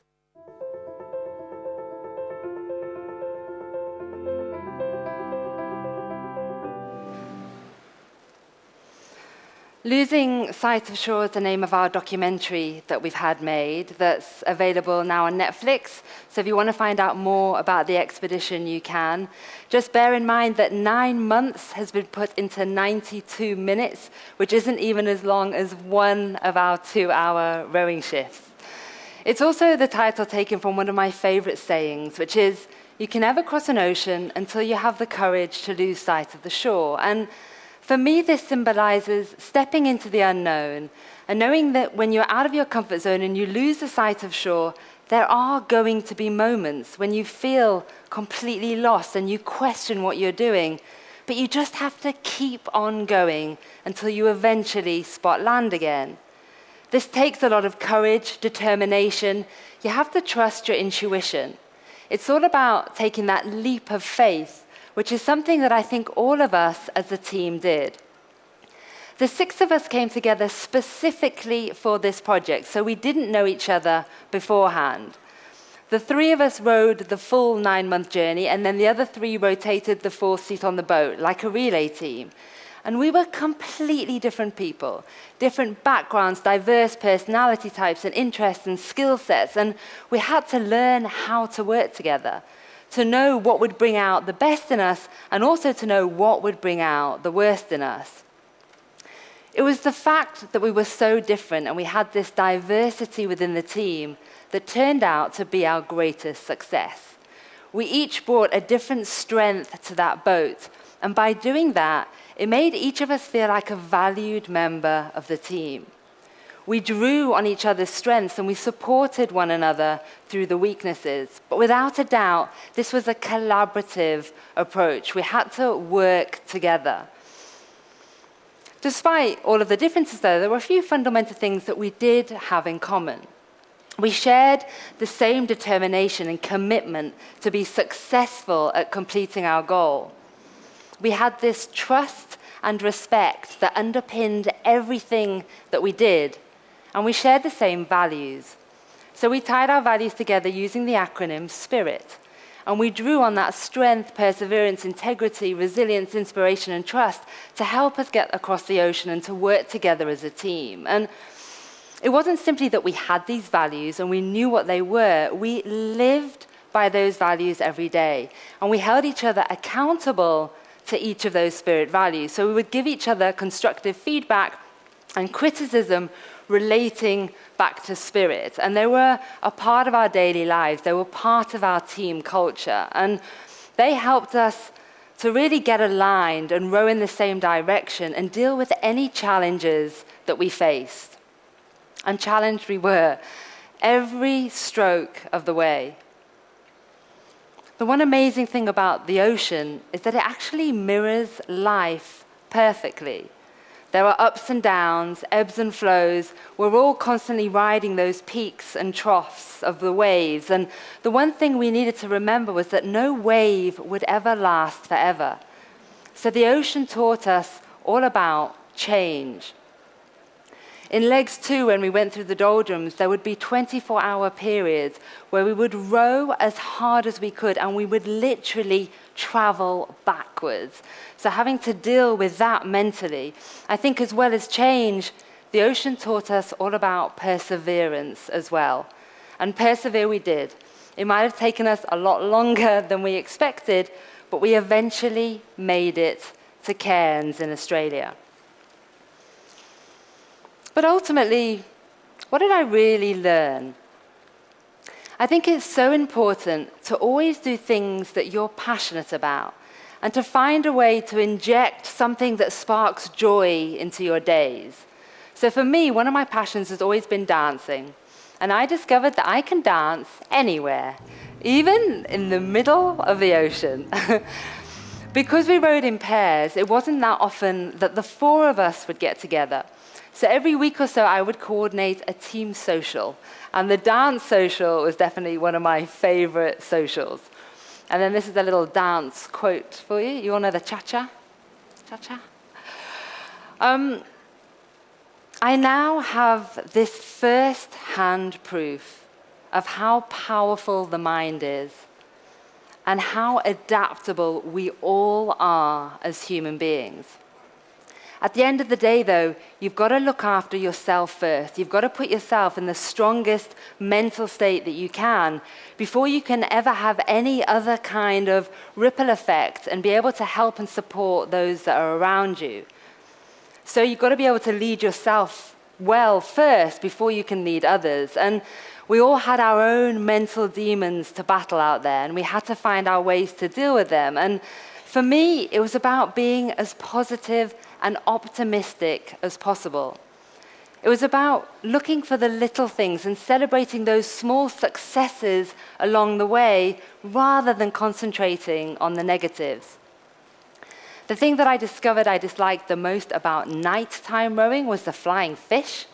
There would be these giant ones that would come out of the water and smack you in the side of the face, or the small ones like here that would fly down the collar of our jackets and absolutely stink. It was so unpleasant. We had to laugh. Whether we were laughing at one another or with one another, it didn't matter as long as we were laughing. And a big lesson I learned out there was never lose your sense of humor. I think laughter can really help us get through a lot of our darkest times. So just to summarize, I'd like to leave you with 4 of the main insights that I think helped us cross the ocean as successfully as we did, and that are equally as transferable now on land. And they're simply to believe in yourself, know what your strengths are, and trust in the people that are around you. That trust and respect is so important to developing any kind of rapport and to be able to influence anyone. Know what your values are. Find your spirit. Know what drives you, what motivates you. Those core values, any decision you make will never be the wrong decision if it's aligned with your core values. We're constantly going to be challenged in life, and those challenges may well overwhelm us. For me, what I found really useful was breaking things down into these more manageable sized chunks and simply taking things stroke by stroke, but having that mentality of being unstoppable. And then knowing that there are so many things in life that we just can't control.